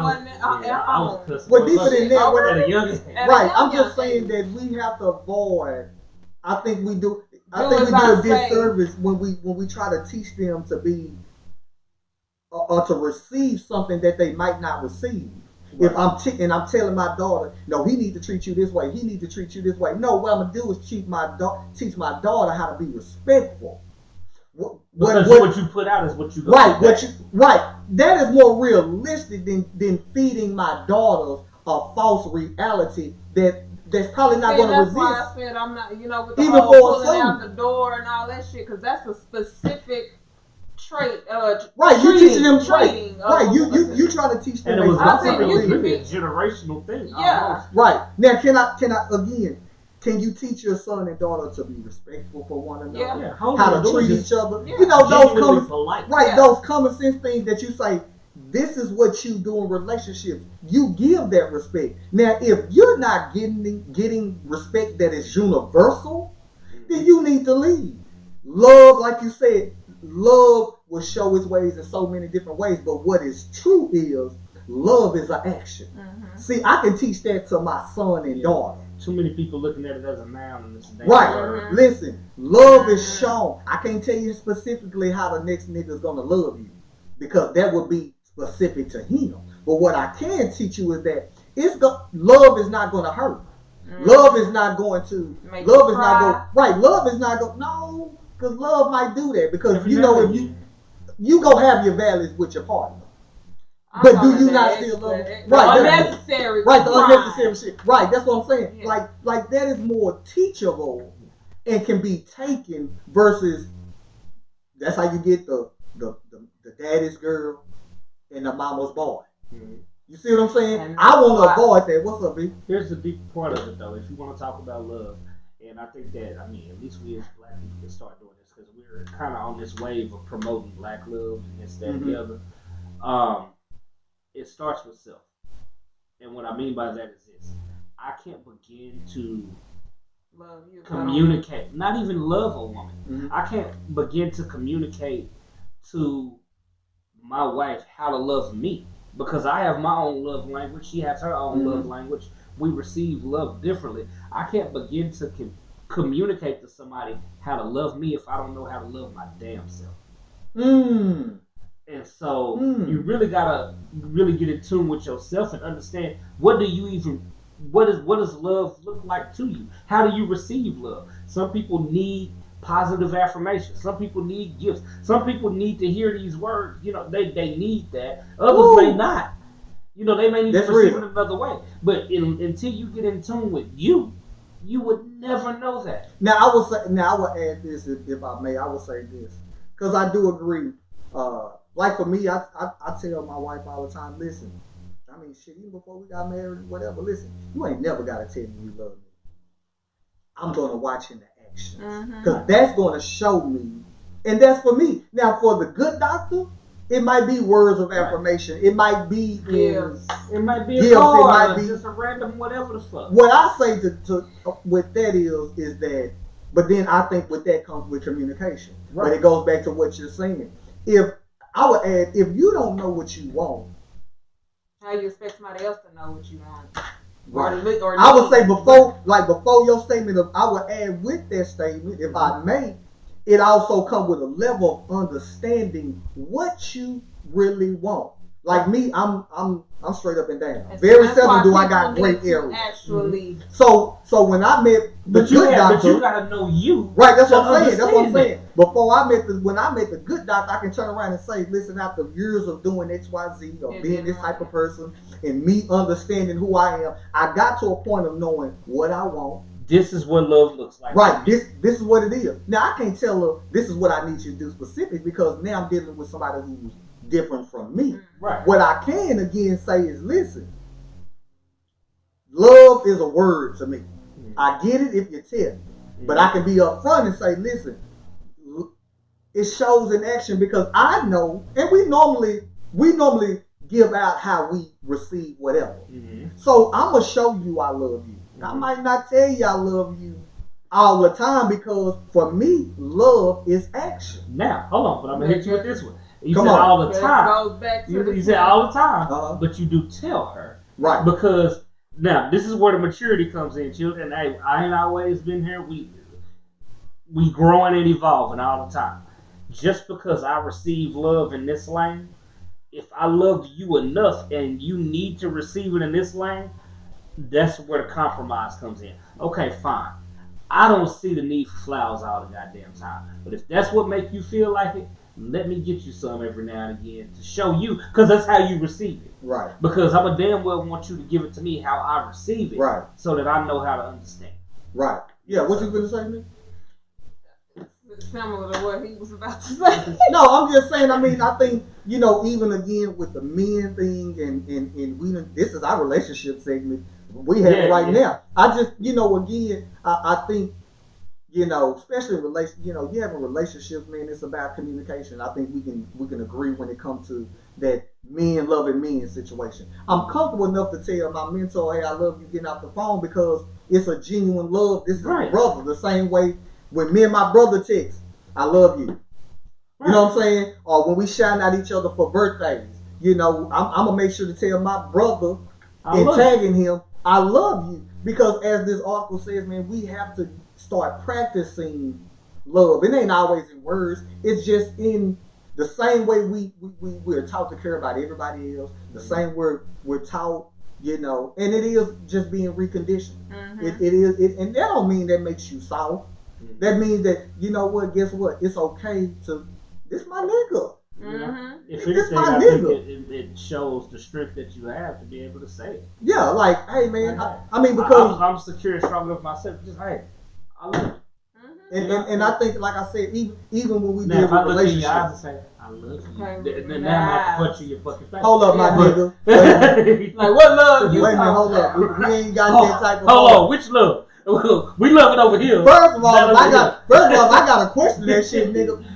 Say yo, nigga, I don't know what you talking about. Let me go and get this straight for the first bad time. Right. Because if I got to question your shit, we gonna have an issue. But again, I mean, even in relationships, men and women, it's the same thing. Like you said, I think a lot of times we jump into relationships, we jump into these marriages and not fully understanding. And that's because people don't date anymore to get to know each other because. And it's funny, and it's because me and my friends not dating like that. No, because you know what, and the reason why I say that. Me and my friends, when we were in high school, we used to always say, "Bitch, at least before you fuck them, at least know the 5 W's." What are the W's? The Let who, us what, know. when, where, why? What's Okay. his name? Who is he? Right. Who is his mama? What I defines mean, who is he? well, it was just a joke. But Okay. it was just saying instead of Just not, give it time. Right, Kind right. of- before you Give it a little start time before like, you- or or something Yeah. like that. At least get to the 5 W's. But I think that it goes deeper than that. You need to now, shit. Who your mama and them? How did they raise you? Did you grow up in an abusive family? Because Shit. I grew up in a household of family violence. But that don't mean I'm you- gonna take you And one. no. I'm not saying that Right, that will right. make me a violent person because it But can it make can but affect. it can affect It can Right. affect the motherfucker. because I'm coming with extra luggage as far as how I react to shit. And I used to be What's your trick? exactly, and I can, and that's why I don't like to argue because I know, especially with me being an Aries, because we the leader of the zodiac, we gonna be right whether we wrong anyway. But anyway, whatever. Anyway, End and But start the no, year. no, but Aries is the leader of the zodiac, baby. Don't get it twisted. Okay. But Okay. anywho, but no, All I know Aries that ever with did my. work that stuff on a loop. Shut up. Yeah, that's it. But I'm just saying, like, I know if I get Uh-huh. if you take me there, then I'm not coming back. Yeah. And I see, get that. and that's why I feel like you should know people how they live. Did they go through this? Were they abused? Were they sexually abused? Were they? Because certain shit may trigger Okay, them I got a question. that can scale back. Now you want to know that before? If we're about Okay. to be No, exclusive, she's talking about if dating. we're She's getting talking into about a dating. relationship, 'Cause I'm before Right. we get into a relationship, Yeah, you talking about Like, exclusive. goddamn. No. Like, But I'm this just got a rule. saying, if you feel like, hey, I feel like this is Mrs. Right Right. or Mr. all right, then we Right, need to have some then real I conversation. need to really know who, cause hell, shit, you might Who fuck you- around and be related and don't even fucking know. Yeah, And yeah, it- for and real. it- just a story Where your about people that from? shit. That So okay. So my take on dating is that I believe people think you go to the movies and you have sex, y'all dating. Now y'all go together. Now boom, 3 months well later. that might happen too, but I think Yeah, when it that's comes to dating and elementary as you're saying like getting to know, I think that's tricky because people are 50-50. And there's just too many instances where I hear with women who might have been with this dude, we gonna say 3 years, Mhm. you know, they finally take that leap, they get married, and then this nigga showed them something totally different. And so that's why I say I think it's 50-50. I think there's never a time. That's why- That's where counseling comes in. You go to premarital counseling because certain shit might come out because he might not have told you when he was 5. But do you think they're gonna be honest in the counseling? I But really see, know. this is what I'm gonna hit I you with. think people will be honest. Yeah, I think Depending people on how have long, that thing. depending on the duration of the counseling. But this is the one I'm gonna hit you with, and a lot of old folks, they'll stone me for this one. This is why I don't have an issue with what the old heads call shacking. I think you should live I with a agree. motherfucker I think you before should you marry. too. And the reason I say that is this. Well, you know, you said it Because- before. Yeah, and I said it Because before. your cousin damn sure fooled me. Oh Lord, And listen, me cousin. said her house spotless. I was like, Listen, Yeah, cousin. it's your fault. yeah. You know what? I'm going to finally break down. I hate I'm gonna say this. I'm gonna break down and say, you know what? I think I'm gonna have to agree. I'm one of those. I'm against it. I don't mind you coming to spend the night. Fuck, you can stay the week. When Well, I then, say shacking, I'll I'm tell talking you- about time. I need to know. And I'm gonna agree because Like, goddamn. Because I had a friend. I need who to know if didn't I can shack deal with your born before and she bred. got married.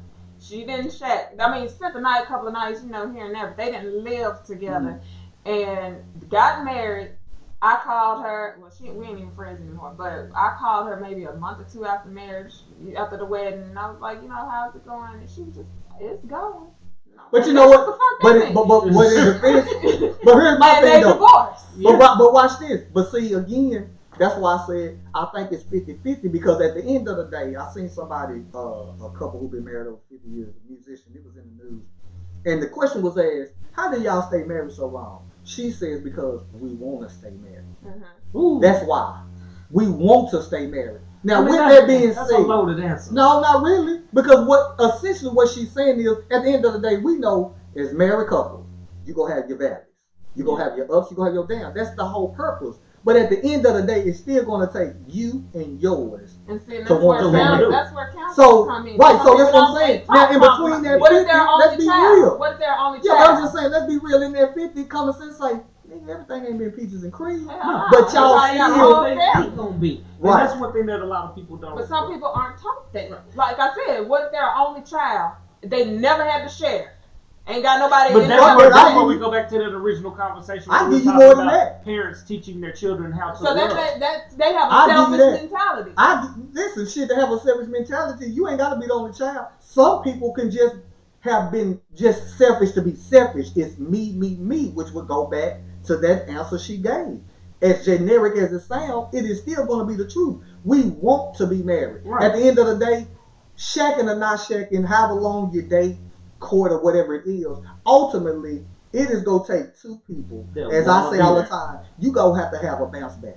Oh, it's plenty of days mine get on my But motherfucking why? nerves. But why jump into a marriage and then conflict starts immediately because y'all haven't lived together? No, but see, that's an excuse because at the end of the day, I can say, why am I gonna give my time to share bills with somebody, and just after 3 years we end up not I fucking need with each to other know if I anyway? can stand Yeah, up morning I breath. I need to know if you fart in the middle of the night. Not if I even can deal that. with But it. I'm just I need saying, to know like- if you gonna pay the bills. I need I- to know if what because there's people who change after marriage. But watch, but Whoa, but hold see, on now. People change after I'm marriage. glad you said that. That's perfect People segue. change after marriage. Well, people change, period, my dear. And I that's, know, that's I the get one that, thing. but I'm saying as far as versus what they were prior. I would agree. People, I would and, agree hold with on, that. and I'm gonna And keep that's on. even if they live together. Well, and I'm gonna keep going with that. People do change, and I think one of the biggest issues that people have in relationships being able to last long term is you expect the person that you marry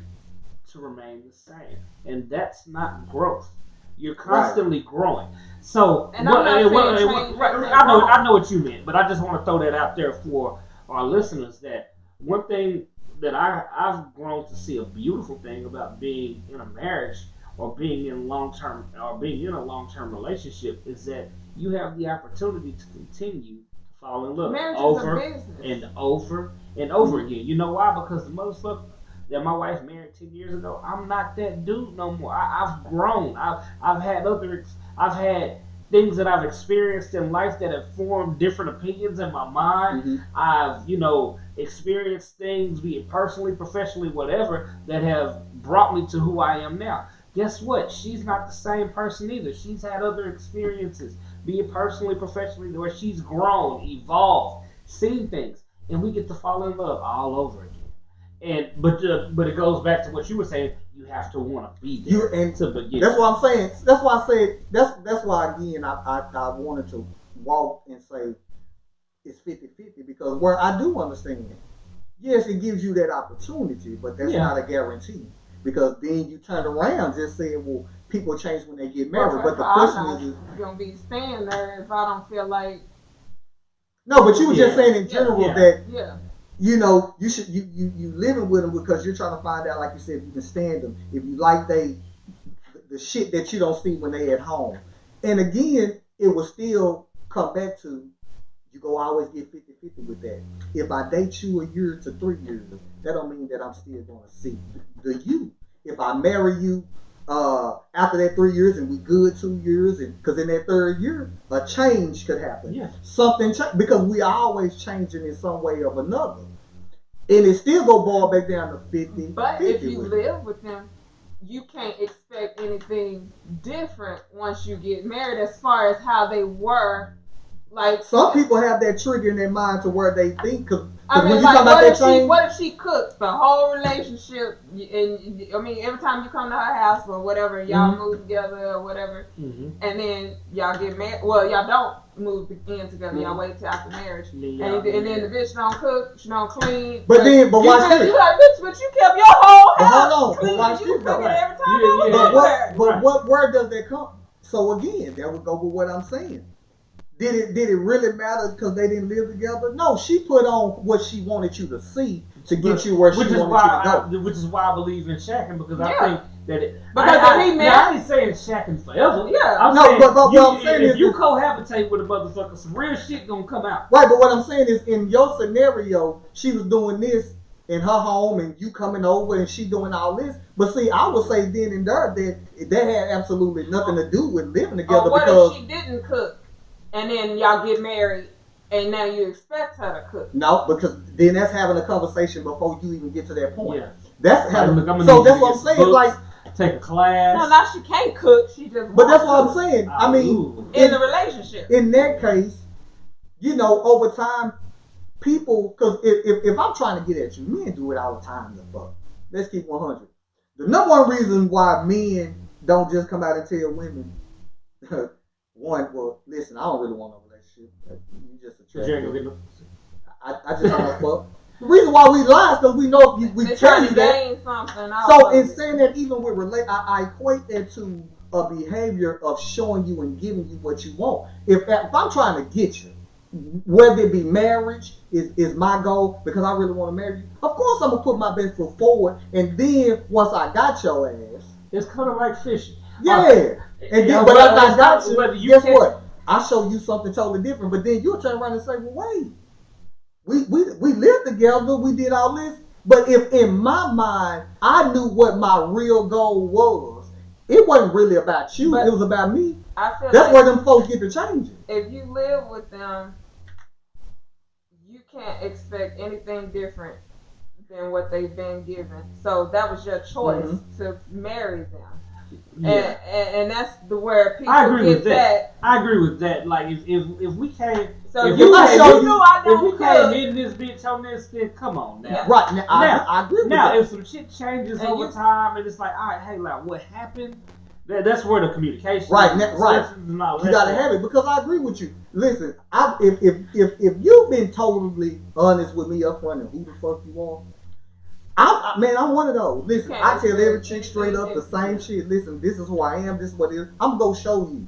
It ain't gonna never be a time where it's like, oh, this nigga didn't tell me that. Oh, Right. he's doing exactly what the hell he said he was gonna do. I had a homeboy who found that shit out the hallway where he was with this chick and he thought, you know, it was always meals prepared. We'll say that. He thought she was a bad motherfucker. Thought she was cooking her ass Or off. to take out like a mother. They got married. Come to find out, she was pulling some shit like on that movie with Brad Pitt and Angelina. She was ordering meals in like a motherfucker. Right. And he didn't know. But that again, that has everything to do with communication. That has everything to do with being upfront and honest. A lot of our marriages and relationships don't work is because somebody is not being the real deal. Or not really, or well, they're not being the real them, not And able, sometimes it takes able to interviewing prepare. people that they, I mean, not interviewing, but like being around people that they know or that, because Giving them in their comfort zone. Some people, mama would tell you their child ain't shit. Yeah. And then That's you real. still be with them. Yeah, That's real. Now some mamas is just kind of foul too, and they'll just say, Yeah. but Yeah, I mean, like I said, you can differentiate. Yeah, you can between get it. that. Listen, man, we're going to go on and wrap up this show, man. I want to thank everybody for tuning in. Listen, we've had a great show today. Indeed. Shout out to everybody who's watching us. I don't know who it is, but we appreciate you guys for watching us again on Facebook. Shout out to our little old 10 to 13 viewers on Twitter. At least you motherfuckers are faithful. Shout out to our faithful on Facebook. We haven't streamed for the past 2 Sundays live on YouTube, but this video will be up on YouTube probably later on today, no later than tomorrow. Again, Spotify. I apologize. Listen, I'm about 6 shows behind. I need y'all to forgive me. You know, I do have a life outside of that, and I go through shit like everybody else do. So forgive me for being lazy in uploading the shows to our podcast. I have all of them. I just hadn't sat down to try to update all of them at the same time. Eventually, I'm going to do it because I do know we had a hot 3 or 4 who was listening. I mean, it's all good. You know, again, we get views on Facebook and Twitter and all that. So, you know, again, thank you guys. Again, like us on Facebook, follow us on Instagram, follow us on Twitter. Where else are we at? We are on all Spotify. We're on Spotify, Podcast, Apple Podcasts. whatever your streaming preference is. Right. So, and again, on those services, take it as like a surprise gift. Oh, damn, they just uploaded the show if you didn't catch it live. So thank you again. I want to thank my co-host, my people for holding it down with me. Indeed. B-Rock, you got something to say? Hey man, I'm just happy to be here. A1G's finest, Carter Park stand up. Already. The lady in the building, you got anything to say? Stay black. Already. I love that. Look at her. She just cool with the shit. Just stay black. With that being said, man, we'll get out to our throwback song next week. We'll just play it next week. We had a great conversation today, and it's all good. With that being said, man, I want to thank you guys for tuning in today's show, and until next Sunday, we are out of here. Peace. What's up? Yeah, man, already. Thank you. Give me some damn dab. Get your white ass on. Man, I'm gonna call my damn daughter. Listen, these calls. We gonna get a call from somebody one day. Oh man. And